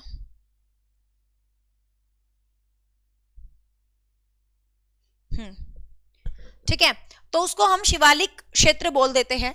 तो शिवालिक क्षेत्र राज्य का उत्तर पूर्वी क्षेत्र है। ठीक है, क्लास 1 और 2 हरियाणा जीके को जो भी बच्चा पढ़ रहा है ट्राई करना, क्लास 1 से देखना। मैं क्लास 28 तक पढ़ा चुकी हूँ, प्लेलिस्ट मैंने बना दी है, ये क्लास 29 चल रही है। ठीक है, तो ये सारी चीजें मैं पढ़ा चुकी हूँ आपको, उत्तर पूर्वी क्षेत्र ये वो सब कुछ। तो यदि राज्य का उत्तर पूर्वी भाग है, अब क्वेश्चन कैसे कैसे बनेंगे, आपको एग्जाम में हमेशा क्वेश्चन निकालने का तरीका आना चाहिए। जिस बच्चे को ये पता है क्वेश्चन ऐसे भी बन सकता है, ऐसे भी बन सकता है, वो कभी फेल नहीं होएगा। ठीक है, क्वेश्चन निकालना आपको आना चाहिए। तो आपको याद रखना, राज्य के जो उत्तर पूर्वी भाग है उसको हम शिवालिक भाग बोलते हैं। तो पहला क्वेश्चन, शिवालिक भाग कौन सा है राज्य का? उत्तर पूर्वी भाग है। अब आपको पता भाई हरियाणा का उत्तर और पूर्वी भाग कौन सा है, तो इसके अंदर ये आपको 3 जिले ध्यान रखना है, पंचकुला, अंबाला और यमुनानगर। ठीक है, 3 डिस्ट्रिक्ट्स में है। तो क्वेश्चन कैसे बनेगा, हरियाणा के शिवालिक भाग में कौन सा डिस्ट्रिक्ट नहीं आता है, तो आपको ध्यान रखना है पंचकुला, अंबाला और यमुनानगर आते हैं, 3 डिस्ट्रिक्ट आते हैं। ठीक है, मैक्सिमम जो शिवालिक भाग है परसेंटेज की बात करें तो वो पंचकुला में है। पंचकुला ऑप्शन में ना मिले तो सेकंड ऑप्शन अंबाला कर देना। सबसे कम यदि बात करें शिवालिक का एरिया यमुनानगर के अंदर है। ठीक है, तो यहां से आपको ये याद रखना है। और यहां पर क्या याद रखना है, शिवालिक की जो रेंज है, आपको पता शिवालिक की जो पहाड़ियां हैं, I am fine Manju, Shivalik की जो पहाड़ियां हैं वहां से एक क्वेश्चन याद रखना है, उसमें आपको मोरनी हिल्स भी मिलेगी। ठीक है, पंचकुला में आपको पता है मोरनी हिल्स है, हरि पंचकुला से थोड़ा सा आगे जाते हैं, मतलब तो ऊपर ऐसे टॉप में मैं गई हुई हूँ, मोरनी हिल्स है, वहाँ एक टिक्कर ताल भी है। अब तो वहाँ पैराग्लाइडिंग वगैरह भी होती है, मनोहर लाल खट्टर जी ने जाके वहाँ उद्घाटन भी किया था। ठीक है, तो मोरनी की पहाड़ियां हैं भाई। यहां से एक क्वेश्चन बनेगा कि हरियाणा की सबसे ऊंची चोटी, जैसे आप लोगों ने माउंट एवरेस्ट पढ़ा है देश की अपने, उसी तरीके से हरियाणा की सबसे ऊंची चोटी पूछे तो करोह है। ठीक है, करोह नाम है ये, करोह, ये हरियाणा की सबसे ऊंची चोटी है जिसकी हाइट है 1514, बस ऐसे याद कर लेना, जिसकी हाइट है 15-14 किलोमीटर। तो हरियाणा की सबसे ऊंची चोटी आपसे पूछा जाए तो करोह है। कहाँ मिलती है? मोरनी हिल्स में मिलती है। कौन सी रेंज में मिलती है, कौन से पार्ट में मिलती है? शिवालिक वाले एरिया में मिलती है। ठीक है, और यहाँ पर हरियाणा में जो शिवालिक का टोटल एरिया पूछा जाए तो 1.67% है, मतलब 1.67 जो परसेंट एरिया है वो शिवालिक के मैदान से, शिवालिक की पहाड़ियों से, शिवालिक के एरिया से घिरा हुआ है। आप ऐसे कह सकते हो हरियाणा के कुल एरिया का 1.67% ओनली। ठीक है, 167 नहीं है, 1.67 है, ध्यान रखेंगे। ठीक है, तो घग्गर, मारकंडा, टांगरी, सरस्वती, ये सभी नदियां आपको पता है इससे निकलती हैं, तिरवढाल वाले जो है ये एरियाज हैं। ठीक है, तो सबसे पहला भाग यदि हरियाणा का कहें तो शिवालिक है। इससे आने वाले जितने भी क्वेश्चन बन सकते हैं मैंने आपको बता दिए। ठीक है, दूसरा जो भाग है हरियाणा का वो है, दूसरा जो मैदान है उसको हम बोलते हैं गिरिपाद मैदान। देखो, अब गिरी क्या होता है? गिरिराज पर्वत है ना, पर्वत को गिरी बोलते हैं, पाद होता है पैर। तो पर्वत की तलहटी में, मतलब अब जो शिवालिक की रेंज है उसके नीचे, उसके पैरों में बसने वाले, ठीक है, उसके पर्वतों में बसना वाला, उसके पर्वतों वाला जो एरिया है उसको हम बोलते हैं क्या? गिरिपाद मैदान। ठीक है, उसको हम क्या बोलते हैं? गिरिपाद मैदान। तो बेसिकली इसमें भी अंबाला, यमुनानगर, पंचकुला, यही वाले क्षेत्र, इनमें गिरिपाद मैदान भी है और शिवालिक रेंज भी है, आप ये कह सकते हो। ठीक है, यहां से जो क्वेश्चन बनता है वो क्या बनता है?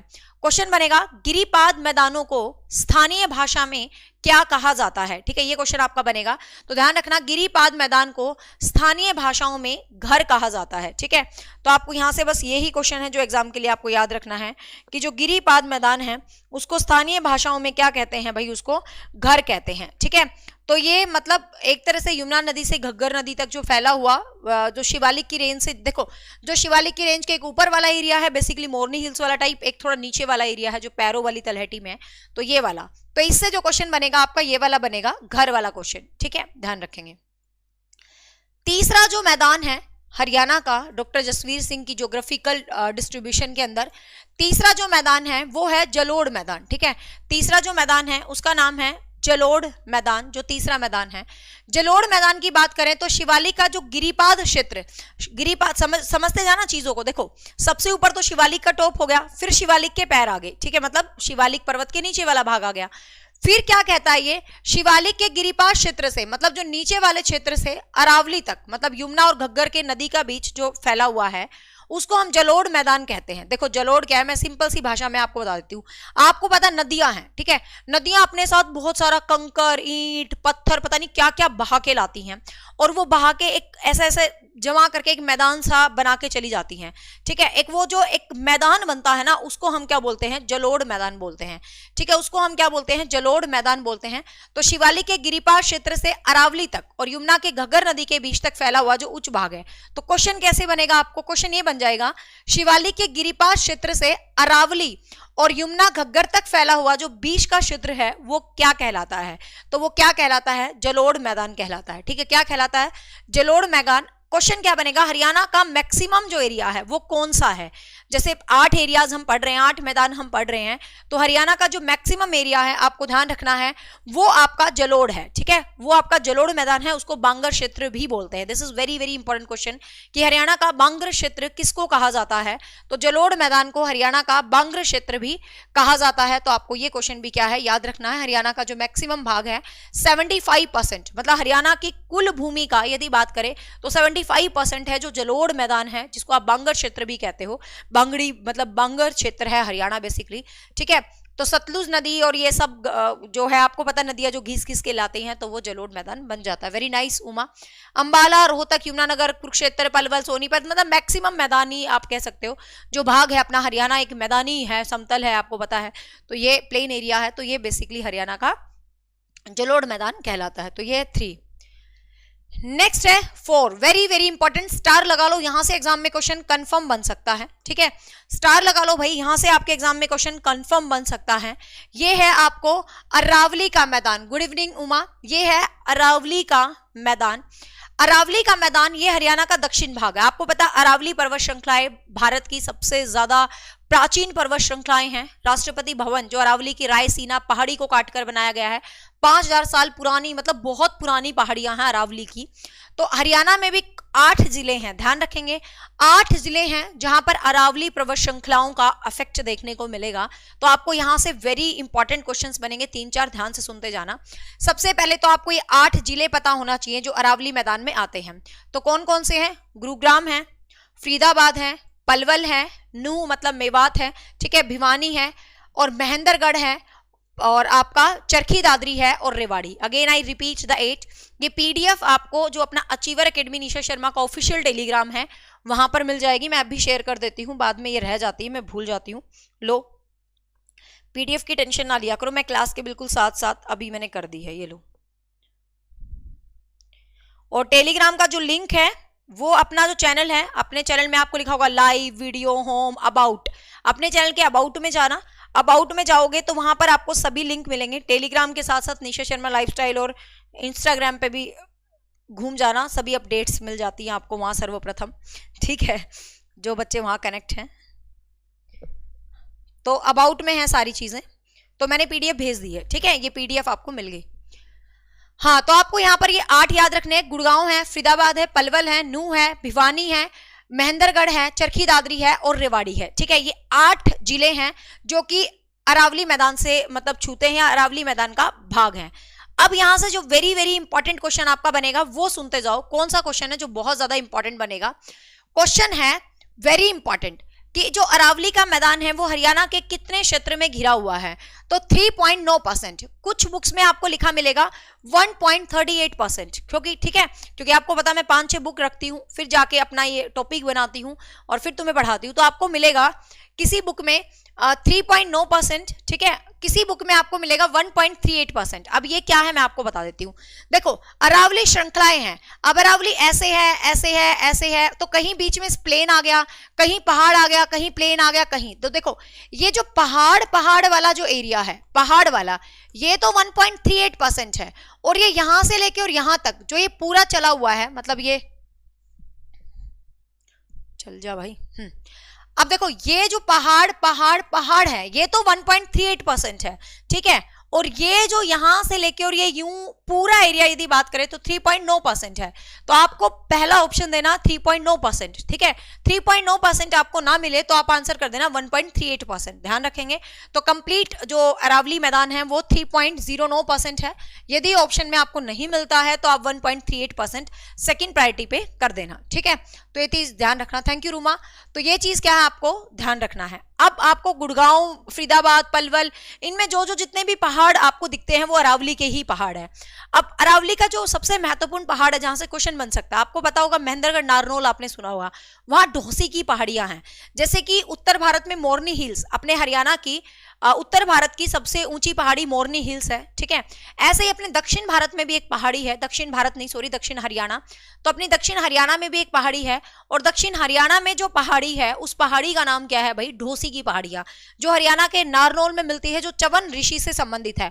और यदि बिल्कुल परफेक्ट पूछे तो हरियाणा के नारनौल के कुलताजपुर जगह है, कुलताजपुर, ठीक है। तो कुलताजपुर जगह में ढोसी की पहाड़ियां मिलती हैं जिसकी हाइट है 652 किलोमीटर। तो दक्षिण भारत की ऊंची पहाड़ी आपसे पूछ ले, दक्षिण भारत बोल जाती हूं मैं हमेशा सॉरी, दक्षिण हरियाणा, तो दक्षिण हरियाणा की ऊंची पहाड़ी आपसे पूछ ले तो ढोसी की पहाड़ियां हैं, और उत्तर हरियाणा की ऊंची पहाड़ी तो आपको पता ही है मोरनी हिल्स है, ठीक है, करो है उसकी ऊंची चोटी। तो च्यवन ऋषि से संबंधित है, आपको ये वेरी वेरी इंपॉर्टेंट क्वेश्चन है जो याद रखना है, और ये अरावली रेंज का ही पार्ट है। चरखी दादरी में कपूरी की पहाड़ी बोलते हैं, मैंने बहुत सुना कपूरी की पहाड़ी, ठीक है। भिवानी में जो तोशाम की पहाड़ी है, मेवात में जो काला पहाड़ माना जाता है, ये सब पार्ट हैं किसका भाई, तो ये जितने भी पार्ट हैं ये सब किसके पार्ट हैं, ये अरावली पर्वत श्रृंखला के पार्ट हैं, आपको ध्यान रखना है, ठीक है। अब पांचवा जो मैदान है दैट इज वेरी इंपॉर्टेंट, बालू के टीबे युक्त मैदान, ठीक है। जो पांचवा मैदान है वो है बालू के टीबे युक्त मैदान। तो बालू के टिब्बे, अब आपको पता है नदियां तो भाई जो लाती हैं वो जलोढ़ मैदान बिछागी, लेकिन हमारा जो हरियाणा है राजस्थान साइड से भी आता है, तो हवाएं भी उड़ उड़ के आती है, बालू रेत भी हमारे यहाँ उड़ उड़ के आती है, इतना आता है कि टिब्बे के टिब्बे बन जाते हैं पूरे, ठीक है। तो बालू के टिब्बे युक्त मैदान है यदि बात करें तो ये बेसिकली जो राजस्थान के सीमावर्ती प्रदेश हैं, जो राजस्थान के सीमावर्ती राज्य डिस्ट्रिक्ट्स हैं, ठीक है। तो जो राजस्थान के सीमावर्ती डिस्ट्रिक्ट्स हैं उनमें बालू के टिब्बे बनते हैं। तो जैसे सिरसा है, फतेहाबाद, हिसार, भिवानी, महेंद्रगढ़, रेवाड़ी, आपको पता है जो मतलब जो हवाएं चलती हैं, बहुत ज्यादा हवाएं जब अपने साथ जो मोटा मोटा बालू लाती है ना, तो उनसे बालू के टिब्बे बन जाते हैं। और वो वाला जो क्षेत्र है तो आप कह सकते हो बेसिकली पश्चिम हरियाणा जो है बेसिकली जो राजस्थान के टच में है वो बालू के टिब्बे युक्त मैदान है, ठीक है। छठा जो मैदान है वो तरंगित बालू के मैदान है। तरंगित बालू, देखो बालू के टिब्बे का मतलब क्या, जो मोटी मोटी जो बालू है वो तो पूरे टिब्बे में जच गई, पूरा टिब्बा बन गया बालू के टिब्बे, लेकिन कुछ पतली पतली बालू भी रहेगी जो और हवा के साथ उड़ उड़ के आती है, तो उसको हम तरंगित बालू का मैदान कहते हैं। तो तरंगित बालू का मैदान हरियाणा के 3 जिले हैं, ध्यान रखेंगे आप, महेंद्रगढ़, गुड़गांव और रेवाड़ी, ठीक है। आजकल गुड़गांव में वो बात नहीं है, गुड़गांव तो साइबर सिटी बनता जा रहा है, गुड़गांव से सब बालू खत्म होता जा रहा है, लेकिन ये पुरानी ज्योग्राफी है, पुराना विभाजन है, पुराने हिसाब से पढ़ रहे हैं। अब अपने नए हिसाब से डाटा कभी चेंज होगा तब गुड़गांव में बालू के टिब्बे ना के बराबर होंगे, लेकिन अभी तो हैं, ठीक है, पुरानी ज्योग्राफी के हिसाब से। तो ध्यान रखना है तरंगित बालू के मैदान। सातवां जो मैदान है उसको हम बोलते हैं बाढ़ का मैदान, ठीक है। तो बाढ़ का मैदान जो बेसिकली हरियाणा के पूर्वी किनारे हैं, यमुनानगर से पलवल जिले तक जो बनाता है जो एरिया है, ठीक है, यमुना नदी और उसकी सहायक नदियां जो प्रवेश करती हैं तो थोड़ा बहुत जो मैदान बनता है तो वो बाढ़ का मैदान कहलाता है। मतलब जहां से नदियां प्रवेश कर रही हैं तो वो बाढ़ का मैदान है, ठीक है। घग्गर और मारकंडा नदियों बेसिकली जैसे बाढ़ का मैदान बना रही है, तो मतलब जो नदियों के साथ ज्यादा मिट्टी बह बह के आ जाती है, थोड़ा पानी बह के आ जाता है, तो वो वाला जो एरिया है बेसिकली उसको हम बाढ़ का मैदान बोल देते हैं, ठीक है। तो यहां पर आपको जो क्वेश्चन याद रखेगा, तो घग्गर और मारकंडा बेसिकली बाढ़ का मैदान बनाती हैं। तो घग्गर नदी जो मैदान बनाती है उसको हम नैली कहते हैं, और मारकंडा जो नदी बनाती है उसको वेट कहते हैं। दिस इज क्वेश्चन जो आपको याद रखना है, ठीक है। घग्गर नदी जो बाढ़ का मैदान बनाती है उसको हम नैली बोलते हैं, घग्गर नदी बाढ़ का मैदान बनाती है उसको हम नैली बोलते हैं, ठीक है। और मारकंडा नदी जो बाढ़ का मैदान बनाती है उसको हम वेट बोलते हैं, ठीक है। उमना आपको कोई बैच अलग से नहीं लेना है, इंग्लिश का जो भी बैच है उसमें 5 जुलाई से रेगुलर क्लास शुरू हो जाएंगी, जो अपनी 3 यूनिट है, 3 एज है इंग्लिश की, फर्स्ट, सेकंड और थर्ड, बाकी हम पूरा पढ़ चुके थे, तो वो 3 एज आपको 5 जुलाई से क्लास स्टार्ट हो जाएंगी, रेगुलर पढ़ाऊंगी जब तक खत्म नहीं हो जाएंगी, ठीक है।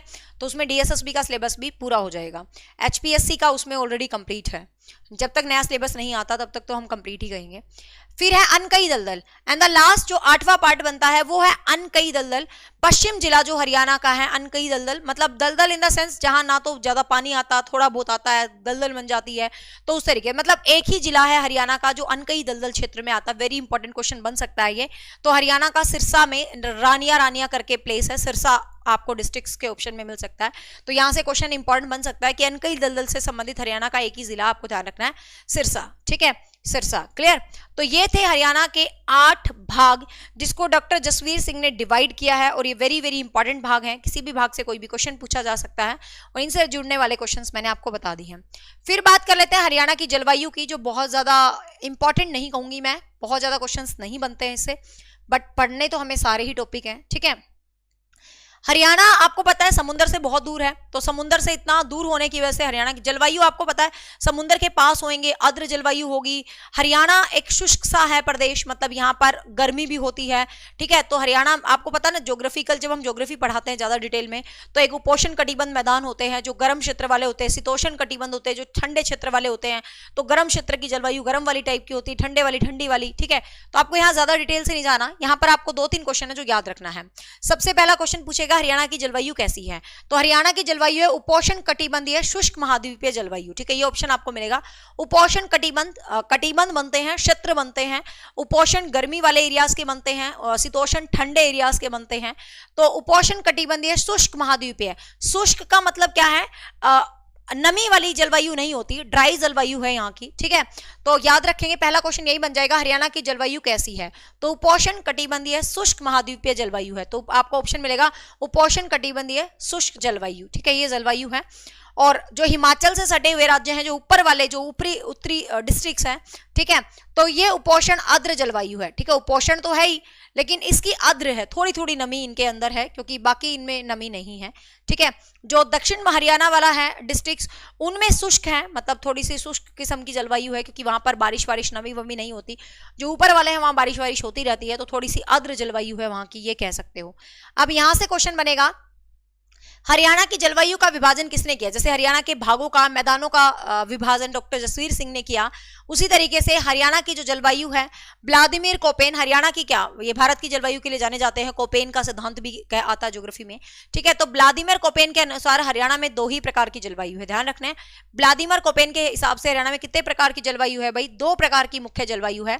आर्द्र उपोष्ण, जिसको हम शीत ऋतु जलवायु कहते हैं, और एक उपोष्ण स्टेपी जलवायु। ठीक है, तो 2 प्रकार की जलवायु है, कौन कौन सी, आर्द्र उपोष्ण और उपोष्ण स्टेपी जलवायु। ठीक है, ये 2 प्रकार की जलवायु याद रखनी है। फिर बात कर सकते हैं, ज्यादा यहाँ पर हरियाणा का औसत जो एवरेज तापमान रहता है 20 से 25, एवरेज की बात करी है, मतलब सर्दियों में कम हो जाता, गर्मियों में ज्यादा हो जाता, तो एवरेज यही 25 का एवरेज। 3 ऋतु हैं बेसिकली हरियाणा में, वैसे हमने पतझड़ बसंत सावन सब पढ़े होते हैं, लेकिन हरियाणा में बेसिकली 3 ही ऋतु हैं ज्यादा। एक तो गर्मी की ऋतु है, गर्मी सबसे गर्म हरियाणा का डिस्ट्रिक्ट आपसे पूछा जाए तो हिसार है। हिसार हरियाणा का सबसे गर्म डिस्ट्रिक्ट है, जिसका टेम्परेचर 40 डिग्री तक पहुंच जाता है बहुत ज्यादा गर्मी में। ठीक है, तो आपको ध्यान रखना है, मार्च जो क्वेश्चन पूछा गया है, यहां से स्टार लगा लो, HSSC में यहां से क्वेश्चन पूछा गया है। क्वेश्चन बहुत ही आसान था, ध्यान से समझ लो, गलत नहीं करके आओगे। ग्रीष्म ऋतु हरियाणा में किस टाइम से किस टाइम तक होती है, तो मार्च से लेके जून के अंत तक। ठीक है, मार्च से लेके जून के अंत तक हरियाणा में गर्मी ऋतु मानी जाती है। हिसार में मैक्सिमम गर्मी रहती है भाई, 40-40 डिग्री भी टेम्परेचर चला जाता है, एवरेज 35 डिग्री रहता है, आपको पता गर्मियों में। शीत ऋतु की बात करें तो सर्दी कब आती है भाई हरियाणा में, तो मतलब हम ये बोल देते हैं कि सितंबर, वैसे तो हरियाणा में बेसिकली सर्दी नवंबर दिसंबर में आती है, बट ज्योग्राफिकल हिसाब से सितंबर के बीच से शुरू होकर और मार्च, जबकि सितंबर में तो बहुत गर्मी होती है, सड़ी गर्मी, बट फिर भी ज्योग्राफिकल हिसाब से सितंबर के बीच से लेके और मार्च तक जो हरियाणा में शीत ऋतु रहती है, तो आपको यही टाइम करना है। गलत कर देते हैं बच्चे यहाँ पर, शीत ऋतु का टाइम पूछा गया था एक बार HSSC में, तो बहुत सारे बच्चे नवंबर से मार्च करके आए थे, नवंबर से जनवरी, वो ऐसे ऑप्शन बना के देगा, अपने लॉजिक मत लगाना। ठीक है, मिड सितंबर से मार्च हरियाणा में शीत ऋतु रहती है। और वर्षा ऋतु फिर आपको पता है, जो जुलाई से मिड सितंबर का टाइम बच गया, वो क्या रहता है, वर्षा ऋतु का टाइम रहता है, आपको यहां पर ध्यान रखना है। ठीक है, औसत वार्षिक वर्षा यदि हरियाणा में बात करें तो बेसिकली पूरे हरियाणा में 45 से 55 डिग्री रहती है। ठीक है, दक्षिण साइड और भी कम होती है, 30 डिग्री के आसपास। ठीक है, शिवालिक रेंज में जो ऊपर वाली साइड है उनमें थोड़ी सी ज्यादा हो जाती है, कभी कभी 110 सेंटीमीटर में। ठीक है, वैसे भारत तो जो हरियाणा में वर्षा है वो अनियमित है, रेगुलर नहीं है, अनिश्चित है, कभी बारिश जल्दी आ जाती है, कभी देर में आती है, कभी कुछ कभी कुछ। ठीक है, ये आपको पता ही है। तो ये था भाई हरियाणा का जलवायु और हरियाणा के मैदान। इसके बाद कल एक बहुत इंपॉर्टेंट टॉपिक करेंगे, हरियाणा की मिट्टियां, जहां से एग्जाम में हर बार क्वेश्चन आ रहा है HSSC में। ठीक है, तो होप सो आपको ये हरियाणा जीके की सीरीज अच्छी लग रही है, क्योंकि मैं इसी उम्मीद से पढ़ाती हूँ, क्योंकि बहुत सारे बच्चे कहते हैं मैम आप साइकोलॉजी पढ़ाओ, आप ये सब्जेक्ट पढ़ाओ, तो जिससे बच्चों को हेल्प मिलती है। बहुत सारे बच्चे कहते हैं मैम हमें आपकी ही हरियाणा जीके समझ आती है। तो देखो मेरे को सब कुछ याद तो नहीं है, मतलब बी फ्रैंक झूठ क्या बोला, मुझे सब कुछ याद नहीं है हरियाणा का, क्योंकि ये मैंने अब सब्जेक्ट बनाया है आप लोगों की डिमांड पे, ठीक है। बट मेरी कोशिश रहती है कि मैं चाहे 6 किताब पढ़ूं, कितनी मर्जी मेहनत करूं, मैं जो आपको क्लास बना के दूंगी ये टू द पॉइंट दूंगी और एग्जाम में आने वाला क्वेश्चन दूंगी, ठीक है, इतना कंफर्म है। अब भी आपने स्क्रीनिंग में देखा होगा मैंने 25 ही क्लास पढ़ाई थी, 15-15 क्वेश्चन एज इट इज आए हुए थे, सॉरी 10-10 क्वेश्चन। तो आगे अपकमिंग एग्जाम में जब मैं आपको पूरी हरियाणा जीके पढ़ा दूंगी 70 के अराउंड, 70-80 क्लास में, तो आप हरियाणा जीके की तरफ से तो फ्री हो जाना।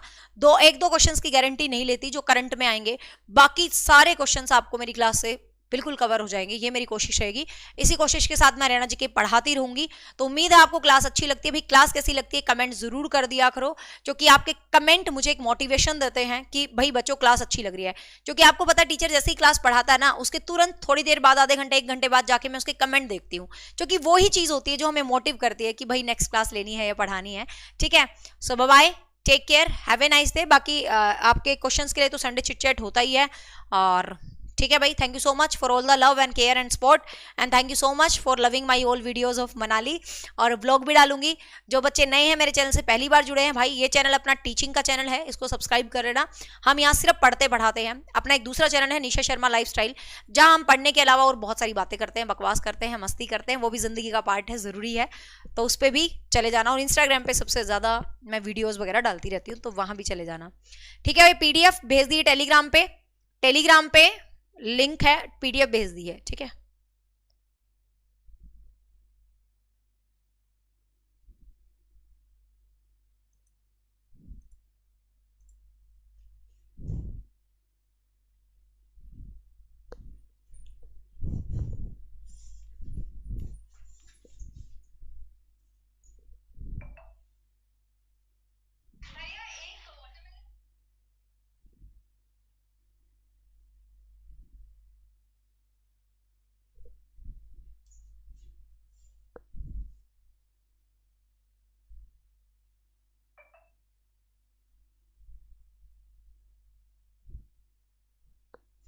चल गया ना।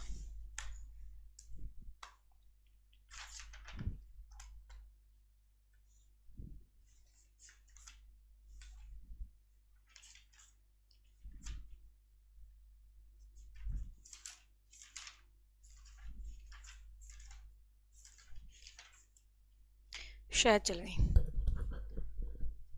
हाय everyone, good afternoon, hope you all are fine.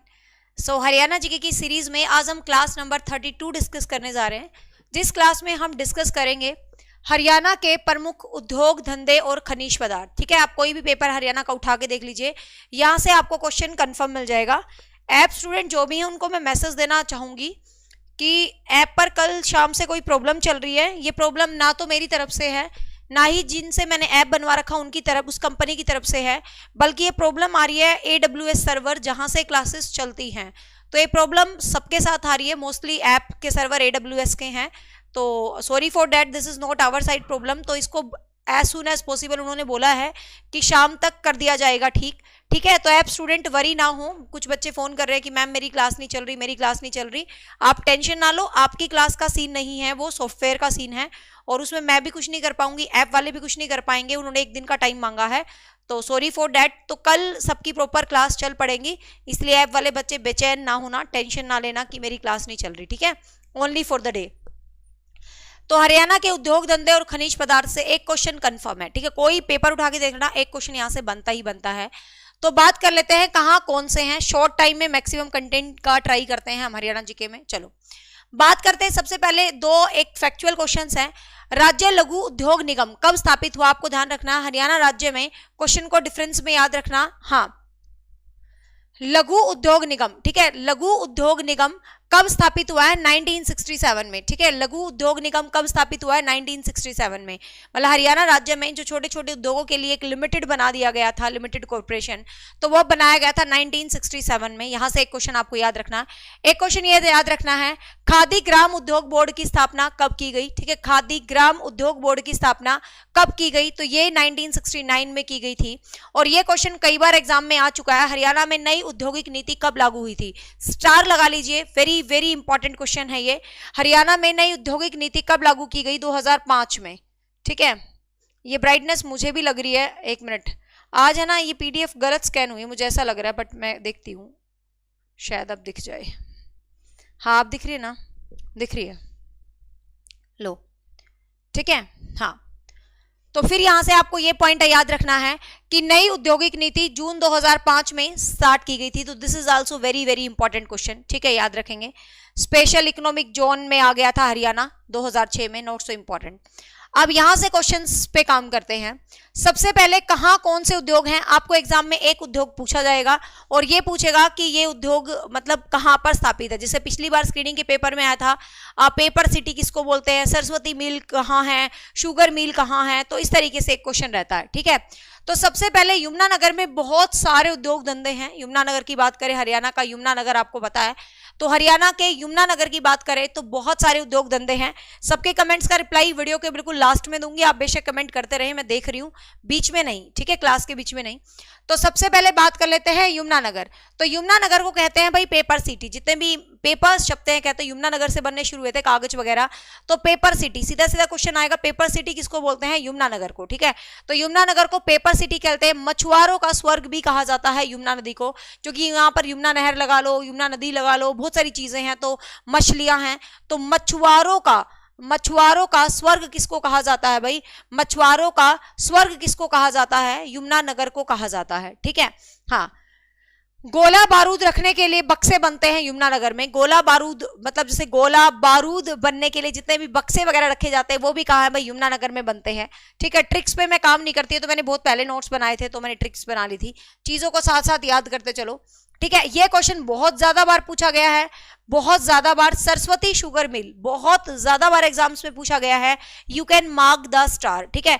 Saraswati sugar mill कहां पर है? तो 1933 में सरस्वती शुगर मिल एस्टैब्लिश हुई थी यमुनानगर में। गन्ना होता है, ऐसे याद कर लेना, तो गन्ना होता है तो शुगर होएगी, ठीक है। तो यहां पर आपको ध्यान रखना है।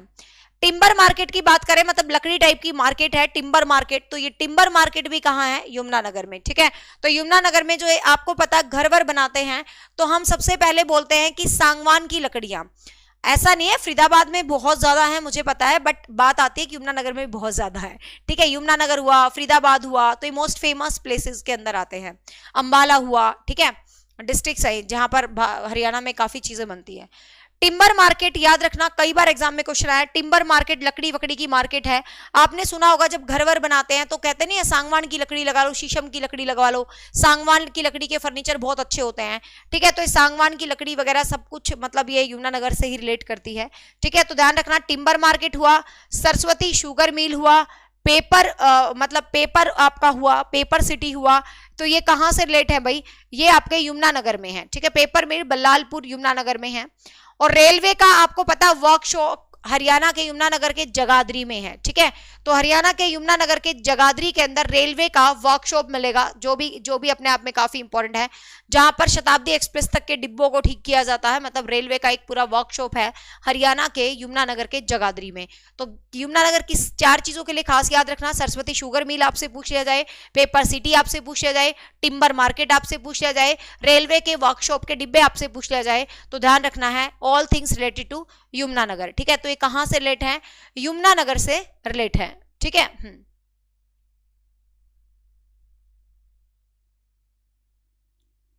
अमन एसएसटी की हिस्ट्री तो मैंने ऑलरेडी पूरी यूट्यूब पर पढ़ा रखी है, प्लीज आप चेक कीजिए। हाँ, अब चरखी दादरी की बात करें, Yamuna gas limited, note so important, 1973 में एस्टैब्लिश हुई थी यमुना गैस लिमिटेड।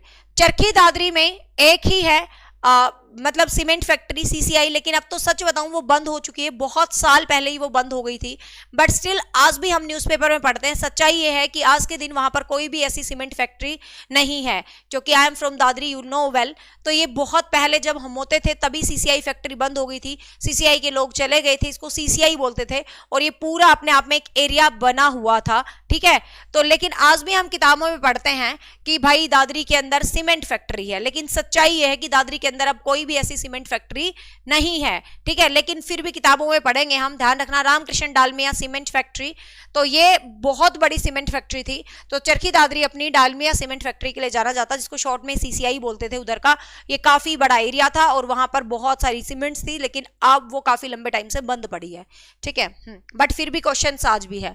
फिर बात कर लेते हैं हमारे प्रेजेंट सिटी की, पानीपत। तो पानीपत आपको पता बुनकरों का शहर कहा जाता है, ठीक है। बुनक्कर मतलब यहाँ पर बहुत सारी सेना में जाने वाले लगभग 75% कंबल पानीपत में, सबसे ज्यादा अमीर लोग रहते हैं। पानीपत बहुत अमीरों का शहर है। जैसे हम शाम को अपनी सोसाइटी में घूमने निकल जाए ना, मतलब यहाँ सच्ची में मैं सोचती हूँ यार लोग इतने अमीर कैसे हैं, मतलब कहाँ हम लोग मिडिल क्लास फैमिली और कहाँ हम जैसे, मतलब ऐसे शाम को फिरने भी चले जाओ ना एरिया में, तो लोगों के घर के बाहर यहाँ पानीपत में रोल्स रॉयल, BMW, ऑडीज, मतलब यूं खड़ी हैं जैसे करेटा खड़ी होती है लोगों घर के बाहर, एल्टो खड़ी होती है गाँव में, ऐसे यहाँ BMW, ऑडीज और मर्सिडीज खड़ी होती है हमारे एरिया से थोड़ा सा आगे जाते हैं तब। तो मतलब पानीपत में सच्ची में बहुत अमीर लोग हैं भाई पानीपत के, है ना। तो क्योंकि भाई पानीपत अपना कम्बलों के लिए, फैक्ट्रीज के लिए बहुत ज्यादा फेमस है। जिस घर में जाके देखो फैक्ट्री है हमारी, फैक्ट्री है जी, क्या कर रहा है, फैक्ट्री है जी हमारी, फैक्ट्री है हमारी। तो बहुत सारी फैक्ट्रीज हैं यहाँ पर, ठीक है। तो कंबल वंबल यहाँ बहुत सस्ते मिलते हैं, रियलिटी है, सच्ची में सस्ते मिलते हैं। और पानीपत फेमस है पचरंगा अचार के लिए, जो मुझे नहीं पता क्यों, जिसमें जो जितना फेमस है Panipat. Thank you so much Sonia, this comment is really valuable for me, कि Panipat is famous for Achievers Academy. Nisha ma'am, thank you so much for your loving comment, ठीक है। बट ऐसा है सच्ची में, पानीपत एसटीटी कोचिंग के लिए भी फेमस है निशा मैम की, है ना। पचरंगा अचार, अब पता नहीं भाई, जिंदगी में जब मेरी शादी नहीं हुई थी पानीपत, मैंने सुना था पानीपत का पचरंगा अचार बहुत फेमस है, और मैंने किसी से मंगवाया और मुझे ना बड़ा अच्छा लगा कि हाँ, लेकिन अब सच्चाई बताऊं बिल्कुल अच्छा नहीं लगता, ठीक है। तो पचरंगा अचार, चद्दर, फिर सब कहते हैं मैडम आप नकली वाला खाते हो, असली वाला खा के देखो, मुझे नहीं पता, वो बात तो नहीं है जितना ये फेमस है, ठीक है। ऐसे कहना नहीं चाहिए, लेकिन पता नहीं, या तो असली नकली क्वालिटी चलती होंगी। एक बार मेन फैक्ट्री साइड से डब्बा लाए, वो तो बहुत टेस्टी आया था। आम दुकानों से खरीदते हैं वो तो बिल्कुल अच्छा नहीं आता। अब मुझे नहीं पता वो नकल बनती होंगी, लेकिन अच्छा होगा भाई, ठीक है। तो यहाँ पर चद्दर जाती हैं भाई, पूरी दुनिया में चद्दरें यहाँ से जाती हैं। सेना में 75, ये क्वेश्चन आ चुका है, सेना में 75% कंबल हरियाणा के कौन से जिले से जाते हैं, तो पानीपत से जाते हैं, ठीक है। पानीपत की चीजें, ठीक है, आपको ध्यान रखना, खाड़ी देशों में बहुत ज्यादा जाती है। नेशनल फर्टिलाइजर लिमिटेड, यहाँ पर फर्टिलाइजर खाद वगैरह होती है, आपको पता है, तो यहाँ पर आपको चीजें ध्यान रखना है, ठीक है। यहाँ पर आपको चीज याद रखना, national fertiliser limited 1979, this is also important question. National fertiliser limited, ये भी पानीपत में है, यहाँ पर खाद वगैरह तैयार की जाती है, तो this is also very important question, ठीक है, क्लियर। तो ये भी आपको ध्यान रखना है, this is also very important question, हाँ, क्लियर। नेक्स्ट है तेल शोधक कारखाना, रिफाइनरी है भाई पानीपत में, हजारों लोगों को रोजगार दिया हुआ है। पानीपत वैसे तो सही है, मतलब पानीपत में वाकई में बहुत रोजगार है, बहुत ज्यादा रोजगार है पानीपत में। तो तेल शोधक कारखाने हैं 1980 में, तेल शोधक कारखाना है, बाहोली है, पानीपत का गांव है एक, ठीक है। एशिया की दूसरी बड़ी रिफाइनरी है ये, तो आपको ध्यान रखना। कल का जो अपना टॉपिक रहेगा वो अपडेशन के साथ रहेगा, तो उसमें यही करवाऊंगी मैं आपको, विद्युत परियोजनाएं और तेल शोधक कारखाने, जो पेपर में जरूर आते हैं, ठीक है। हरियाणा जीके की जितनी भी क्लास रहेंगी सारी ऑथेंटिक और एग्जाम ओरिएंटेड रहेंगी, एक एक, क्लियर। तो पानीपत की 3 चीजें आपको याद रखना है, क्या याद रखनी है आपको, पानीपत के कंबल याद रखने हैं, पानीपत की आपको पचरंगा अचार याद रखना है, पानीपत की लड़ाई तो मैं पढ़ा ही चुकी हूँ, पानीपत की 3 लड़ाइयाँ आपको पता ही है, वो इतिहास में मैं पढ़ाई चुकी हूँ। पानीपत की रिफाइनरी आपको याद रखनी है, कल डिटेल में करेंगे रिफाइनरी को, और पानीपत की निशा मैडम भी आपको याद रखनी है, ठीक है। चौथा है अंबाला, चौथा है अंबाला। अंबाला आपको पता है भाई, अंबाला में सबसे ज्यादा चीजें, हरियाणा का डिस्ट्रिक्ट यदि बात करें उद्योग धंधों के लिए बहुत प्रसिद्ध है तो अंबाला है, ठीक है। तो अंबाला की बात करें तो अंबाला को मिक्सी सिटी कहते हैं। जितनी भी मिक्सियां बनती हैं ये, जिसमें तुम आजकल खूब मैंगो शेक बना बना के पी रहे हो, आजकल मौसम आ गया है मैंगो शेक का, तो जितने भी मैंगो शेक बना बना के तुम मजे ले रहे हो जिंदगी की, हरी हरी धनिया पुदीने की चटनी, तो ये सभी मिक्सियां आपकी पानीपत अंबाला में बनी है, ठीक है। गैस स्टोव वगैरह आपको पता, पहले गैस स्टोव चलते थे, अब तो गैस हो गई ना, अब तो गैस होगी, गैस भी वही है, लेकिन गैस स्टोव होते थे पहले। तो चलाया किसी ने स्टोव पिन मार के, ऐसे पहले जमाने में मेरी मम्मी यार, मुझे ध्यान है, खैर हमने तो नहीं चलाया स्टोव, लेकिन मम्मी यार चलाती थी, हम देखते थे ऐसे पिन मारते थे, एक छोटी सी ऐसे पतली सी पिन होती थी स्टोव के अंदर, मिट्टी का तेल डलता था, ठीक है। तो गैस स्टोव वगैरह, ये आपके बर्नर स्टोव, वैज्ञानिक उपकरण, जितने भी साइंटिफिक आपके स्कूलों में जो भी लैब्स है ना, जो भी स्कूलों में लैब्स है, physics labs, chemistry lab, labs में जितनी भी चीजें हैं, ये बेसिकली सभी के सभी साइंटिफिक सिटी बोलते हैं, सभी के सभी अंबाला से मिलती है, ठीक है ना। फूड पार्क वगैरह भी है, फूड पार्क का टॉपिक अलग से ही करवाऊंगी, पार्क एंड फूड पार्क। सिलाई मशीन, जैसे उषा की सिलाई मशीन बहुत फेमस मानी जाती है, तो सिलाई मशीन वगैरह सब कुछ अंबाला से क्रिएट होती है, ठीक है। तो ये सारी चीजें कहाँ बनती हैं भाई, अंबाला में बनती हैं, ध्यान रखेंगे। तो ये सारी चीजें अपने आप में इंपॉर्टेंट है। भिवानी आपको पता है भाई, भिवानी के खिलाड़ियों ने पूरे देश में नाम रोशन किया है। भिवानी है ना, mini Cuba boxing hub Bhiwani. Bhiwani किस लिए प्रसिद्ध है आपको पता होगा, सूती वस्त्रों के लिए प्रसिद्ध है भिवानी। हरियाणा में शादी की शॉपिंग, हरियाणा वालों की बात करें तो शादी की शॉपिंग कहां से करते हैं, या तो साड़ियां भिवानी लेने पहुंच जाते हैं या अंबाला लेने पहुंच जाते हैं, है ना। तो भिवानी में सूती वस्त्र बहुत है। एक्चुअली मैं दादरी से हूं, तो मैंने अपनी साड़ियों की शॉपिंग भिवानी से करी थी, जो आज तक बेड में पड़ी पड़ी पड़ी पड़ी बेचारी ऐसी पुरानी हो गई कि कभी पहनी नहीं गई, चाओ चाओ मैं इतनी तैयार करवा ली है। तो भिवानी, तो भिवानी को वस्त्र नगर बोलते हैं, आपको पता है भाई, वस्त्र नगर भिवानी। भिवानी में सोना भी अच्छा बोलते हैं, भिवानी में पूरी मार्केट है सुनारों की, ठीक है। टेक्सटाइल, सूती, ये क्वेश्चन बहुत बार आया है भाई। वस्त्र नगर जो टेक्सटाइल है, सूती है, उसकी स्थापना भिवानी में कब हुई थी, 1937 में हुई थी, ध्यान रखेंगे, इंपॉर्टेंट है, ठीक है। तो ये भी पॉइंट आपको इंपॉर्टेंट है, याद रखेंगे। छोटी काशी कहते हैं भिवानी को, कैथल को भी कहते हैं, आपको पता है। ये सारा जो मंदिरों वाला टॉपिक मैं करवाऊंगी उसमें सारी डिटेल से करवाऊंगी, नवग्रह कुंड वगैरह, ठीक है। हाँ, तो वस्त्र तकनीकी के लिए बेसिकली भिवानी जो है फेमस है। पहली टेक्सटाइल, पहली सूती वस्त्र की मिल भिवानी में ही लगी थी। आपको ये जो पॉइंट है याद रखना है, जो इंपॉर्टेंट है, ठीक है। मतलब Bhiwani is a famous for सूती वस्त्र, सीधी सी बात है, ऐसे याद रख लेना। फिर बात कर लेते हैं भाई फरीदाबाद। फरीदाबाद भी हरियाणा की औद्योगिक नगरी, यदि बात करें हरियाणा की औद्योगिक नगरी, सीधा सीधा क्वेश्चन है, हरियाणा की औद्योगिक नगरी किसको कहा जाता है, तो ध्यान रखेंगे हरियाणा की औद्योगिक नगरी फरीदाबाद को कहा जाता है, ठीक है। हरियाणा की औद्योगिक नगरी। और अंबाला में ये एचएमटी की घड़ियां बनती थी पहले, एचएमटी बहुत ट्रेंड में था, एचएमटी आज भी है, तो अंबाला में ही बनती है, ठीक है। फरीदाबाद की बात करें तो फरीदाबाद को हरियाणा की औद्योगिक नगरी कहा जाता है। अब फरीदाबाद में क्या है, फरीदाबाद में बाटा की चप्पल, ठीक है। फरीदाबाद में क्या होता है भाई, बाटा की चप्पल, जो ये तुम पहनते हो ना चप्पलें, जो स्लिप नहीं होती, घर में जिन्होंने जीवन उद्धार किया होता है घर में, बाटा की चप्पलें, तो बाटा की चप्पल का उद्योग कहां पर है, फरीदाबाद में, ठीक है। जो तुम गाड़ियां चला चला के घूमते रहते हो, तो उन गाड़ियों में जो टायर डलते हैं, तो वो टायर उद्योग भी फरीदाबाद के वल्लभगढ़ शहर में, गुडियर टायर्स बहुत ज्यादा फेमस है, आपको पता है, ठीक है। तो टायर उद्योग जो है वो भी कहां पर है, वो वल्लभगढ़ में है, ठीक है। इंजीनियरिंग उद्योग, जो इंजीनियरिंग उद्योग है वो भी वल्लभगढ़, मतलब इंजीनियरिंग का जो भी है मार्केटिंग सारी, वो भी हरियाणा के फरीदाबाद में। हल्का इंजीनियरिंग, रेफ्रिजरेटर, जो ये फ्रिज वगैरह बनते हैं, फ्रिज बहुत बार एग्जाम में क्वेश्चन आया, रेफ्रिजरेटर उद्योग, ठीक है।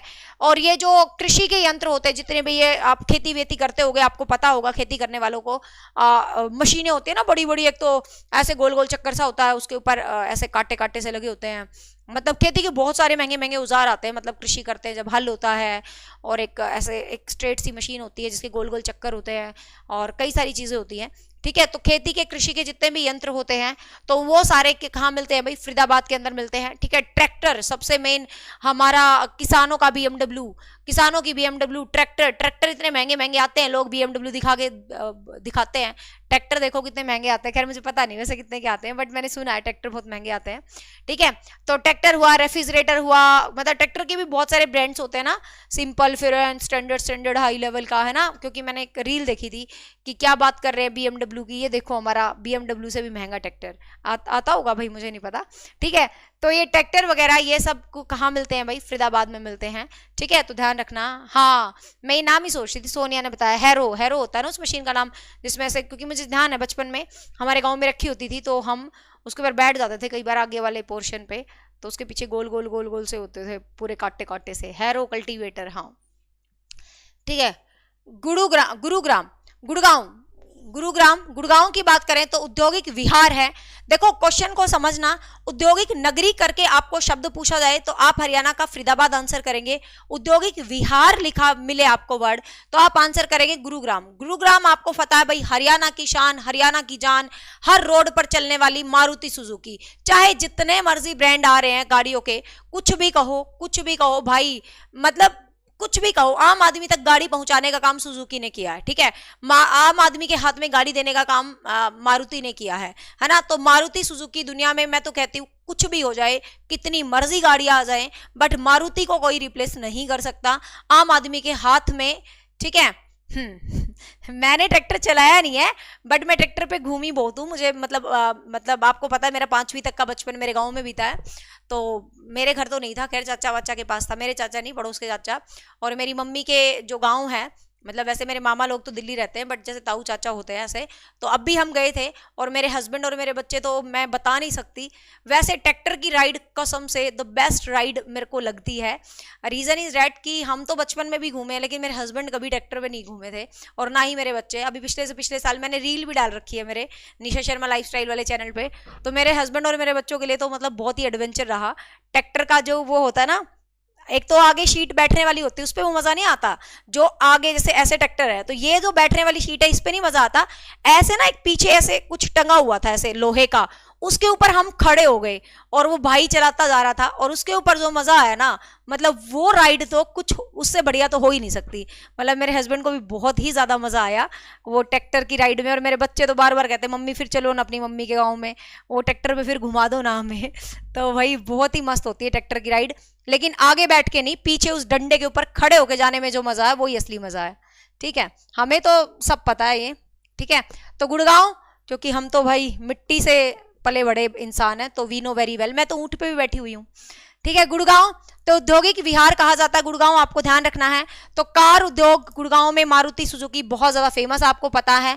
सोहाना की कार रैली भी आयोजित की जाती है, आपको पता है भाई, है ना। तो कार के लिए बहुत फेमस है।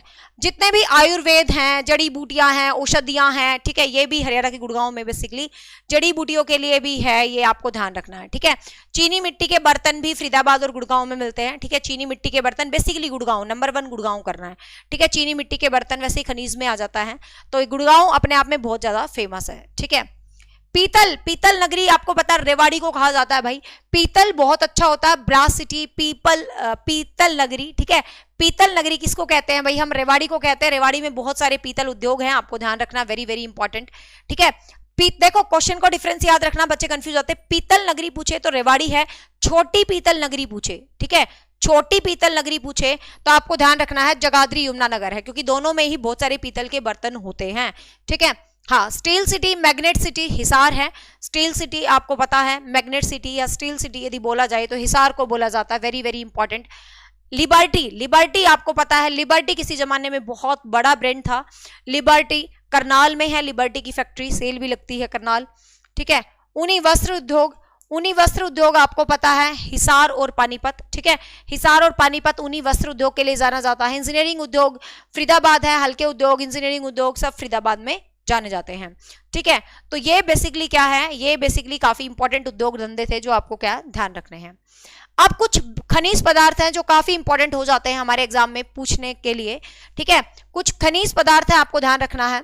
खनिज पदार्थों की यदि सही मायने में आपसे पूछा जाए ना, कुछ ना समझ में आए, पेपर में उठा के महेंद्रगढ़ लगा दो। सबसे ज्यादा खनिज आपको पता, देखो खनिज पहाड़ों की तलहटियों में मिलते हैं बेसिकली, है ना। एक शिवालिक रेंज है जहां पर पंचकुला, अंबाला, यमुनानगर वगैरह मिल जाते हैं, और एक अरावली रेंज है। यदि बात करें हरियाणा में मैक्सिमम खनिज जो मिलते हैं, ठीक है, हाँ, यदि बात करें हरियाणा में मैक्सिमम खनिज जो मिलते हैं वो दक्षिण पश्चिम जो रेंज है हरियाणा की, जो साउथ वाली रेंज है हरियाणा की, वहां ज्यादातर खनिज मिलते हैं, अरावली रेंज में। ठीक है, तो हरियाणा में ज्यादातर खनिज आपसे पूछा जाए तो दक्षिण पश्चिम एरिया में ज्यादातर खनिज मिलते हैं हरियाणा में, याद रखेंगे। और महेंद्रगढ़ को खनिज नगरी कहा जाता है, क्योंकि सर्वाधिक खनिज महेंद्रगढ़ में है, you just remember this point. ठीक है, हाँ, 1957 में खान एवं खनिज एक्ट पारित हुआ था, मतलब खान एवं खनिज एक्ट जो पारित हुआ था वो 1957 में हुआ था। खान एवं खनिज एक्ट 1957 में हुआ था, ठीक है। 1958 में लागू हो गया था, तो ध्यान रखना खान एवं खनिज एक्ट कब आया था, 1957 में। But very very important question, राष्ट्रीय खनिज नीति कब लागू हुई थी, 1993 में। This is important question, you can mark the star, ठीक है। राष्ट्रीय खनिज नीति लागू हुई थी 1993 में, ठीक है। कब लागू हुई थी, 1993 में लागू हुई थी। कौन सी भाई, राष्ट्रीय खनिज नीति, ठीक है। मैं हरियाणा के सब में जानती हूं, तभी तो मैं हरियाणा, आप कई बार कहते हो ना मैम हरियाणा पढ़ाते हो आप इतना कंफर्ट कैसे रहते हो, ऐसा लगता है पूरे हरियाणा को जानते हो। बिल्कुल, क्योंकि मैं हरियाणा के हर डिस्ट्रिक्ट से रिलेट करती हूँ। किसी में मेरा कोई रिश्तेदार रहता है, किसी में कोई रिश्तेदार रहता है, और मैं बहुत घूमी हूँ अपनी जिंदगी में, मतलब बचपन में। तो हरियाणा तो मतलब बिल्कुल अपना ही लगता है, इसलिए मुझे हरियाणा जी के पढ़ाने में थोड़ा मजा भी आता है, ठीक है। चूना पत्थर, अब देखो वेरी वेरी इंपॉर्टेंट है, जो भी खनिज मैंने लिखे हैं वो सारे खनिज मैंने ये लिखे हैं, ठीक है। ये सारे खनिज मैंने वो लिखे हैं जो कि एग्जाम्स में आ चुके हैं और अपकमिंग एग्जाम्स में आने की संभावना है। चूना पत्थर की बात करें तो पंचकुला, रोहतक और महेंद्रगढ़, बेसिकली पंचकुला, रोहतक और महेंद्रगढ़ में क्या मिलता है आपको, चूना पत्थर मिलता है। मतलब शिवालिक रेंज में भी चूना पत्थर मिलता है, और जो अरावली रेंज है वहां पर भी चूना पत्थर मिलता है। चिक्की लास्ट में देती हूँ आंसर, ठीक है। शिवालिक रेंज में भी चूना पत्थर मिलता है और वहां रेंज में भी चूना पत्थर मिलता है, ठीक है। तो ध्यान रखेंगे पंचकुला, रोहतक, महेंद्रगढ़, इसमें क्या मिलता है भाई, आपको चूना पत्थर देखने को मिलता है, ठीक है। चूना, अब यहां पर एक क्वेश्चन है, ध्यान से समझते जाना, अक्सर बच्चे यही गलतियां करते हैं। चूना चूना चूना करके 3 बार आपको क्वेश्चन मिलेगा। देखो चूना पत्थर आपसे पूछा जाए तो पंचकुला, रोहतक और महेंद्रगढ़ में है, ठीक है। चूना, खाली चूना आपसे पूछा जाए तो खाली चूना खनिज रोहतक में मिलता है। रवेदार चूना, रवेदार चूना करके पूछा जाए तो अंबाला में मिलता है। ध्यान रखेंगे, रवेदार चूना पूछे तो आप अंबाला आंसर करेंगे, खाली चूना पूछे तो रोहतक आंसर करेंगे, चूना पत्थर पूछे तो पहला आंसर पंचकुला करेंगे। तो तीनों में डिफरेंस है, ठीक है, तो ध्यान रखेंगे। फिर बलवा पत्थर आपसे पूछा जाए, बलवा पत्थर, तो बलवा जो पत्थर है वो गुड़गांव और महेंद्रगढ़ में देखने को मिलता है। जो बलवा पत्थर है वो गुड़गांव और महेंद्रगढ़ में देखने को मिलता है। फिर स्लेट पत्थर की बात करें, स्लेट पत्थर की यदि हम बात करें तो स्लेट पत्थर रेवाड़ी के, मतलब एक तहसील है रेवाड़ी में, कुंड नामक, ठीक है। आप सिंपल रेवाड़ी याद रखना, लेकिन मे भी पेपर में ज्यादा डीप पूछ ले तो जस्ट रिमेंबर रेवाड़ी का कुंड, ठीक है। तो स्लेट पत्थर रेवाड़ी के कुंड में देखने को मिलता है, आपको ध्यान रखना है स्लेट पत्थर। बजरी, बजरी आपको पता ही है भाई, बच्चे खूब खेलते हैं, घर वर बनती है तो बजरी यूं पड़ी रहती है। तो बजरी बेसिकली फरीदाबाद में मिलती है, ठीक है। बजरी जो है फरीदाबाद में मिलती है। शोरा आपको फतेहाबाद, हिसार और करनाल की साइड मिलेगा, ठीक है। शोरा आपको फतेहाबाद, ये सभी खनिज है, फतेहाबाद, हिसार और करनाल की साइड मिलेगा शोरा आपको। चरखी दादरी में दुनिया का एकमात्र हिलना पत्थर, वेरी वेरी इंपॉर्टेंट पॉइंट, हिलना पत्थर, चरखी दादरी के पास एक गांव है जिसका नाम है कल्याणा, कल्याणा बोल देते हैं, कल्याणा बोल देते हैं। मैं वहां भी गई हुई हूँ, मेरी एक दादा की बहन की बुआ रहती थी, ठीक है।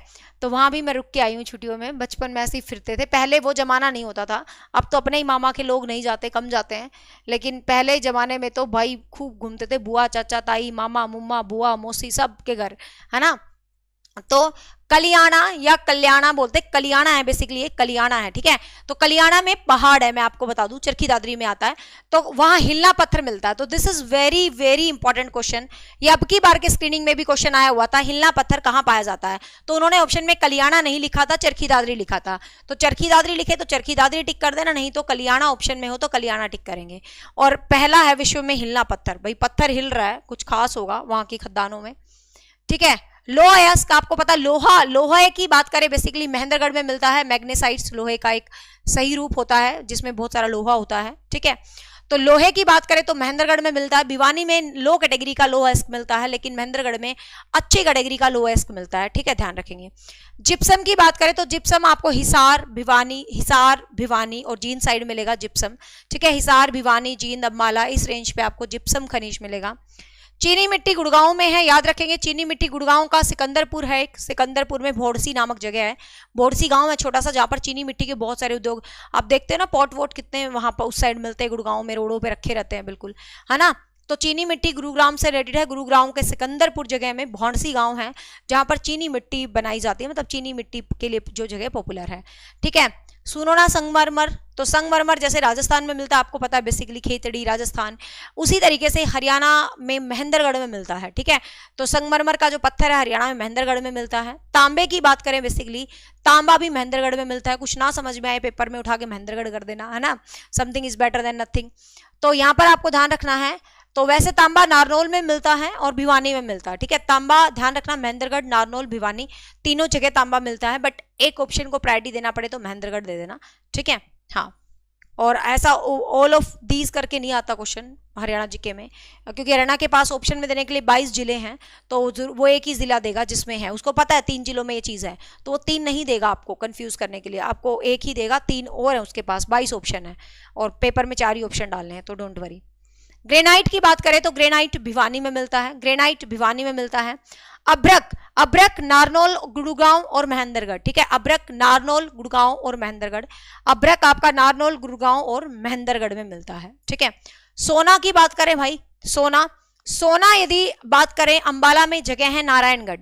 सोना आपको जो मारकंडा और टांगरी नदी है, ठीक है, अंबाला में जो मारकंडा और टांगरी नदी है उनकी तलहटी में कहते हैं सोना मिलता है। ठीक है, तो हरियाणा के नारायणगढ़ में जहाँ मारकंडा और ये टांगरी नदियां मिक्स होती हैं वहां पर सोना मिलता है। पता नहीं मिलता होगा, खदानों से निकलता होगा, है ना, फिर पता नहीं कैसे सुनारों को मिलता है, कैसे आम लोगों को मिलता है कहाँ दुबई से आता है पता नहीं। ठीक है, टीन टंगस्टन भिवानी में है, टीन आपको पता है, टीन टीन टीन की शेड्स बनती है ना, टीन टंगस्टन भिवानी के अंदर है। सीसा और जस्ता, सीसा और जस्ता, ये शीशा नहीं है, मतलब सीसा बोल देते हैं, सीसा और जस्ता है, इससे भी वही आपका बनता है। ठीक है, लेड तो बनता ही है। ये तो शाम की पहाड़ियाँ भिवानी में मिलता है, सीसा और जस्ता तो शाम की पहाड़ियाँ भिवानी में मिलता है बेसिकली। ठीक है, तो ये थे हरियाणा के कुछ प्रसिद्ध उद्योग धंधे या फिर हरियाणा के प्रसिद्ध आप कह सकते हो खनिज पदार्थ, जहां से एक क्वेश्चन एग्जाम में आने की पूरी संभावना है, क्योंकि ये इंपॉर्टेंट है अपने आप में, एक क्वेश्चन यहां से बनने की जरूर मतलब है। ठीक है, तो ये पीडीएफ लो भाई, मैं एक बार अभी भेज देती हूँ, बाद में रह जाती है, फिर आप कहते हो मैम पीडीएफ नहीं मिली आज की क्लास की। एक सेकेंड, आपका जो ऑफिशियल देखो, वैसे सबके ऐप वालों के अपने अपने चैनल्स बने हुए हैं, वो एक अलग है।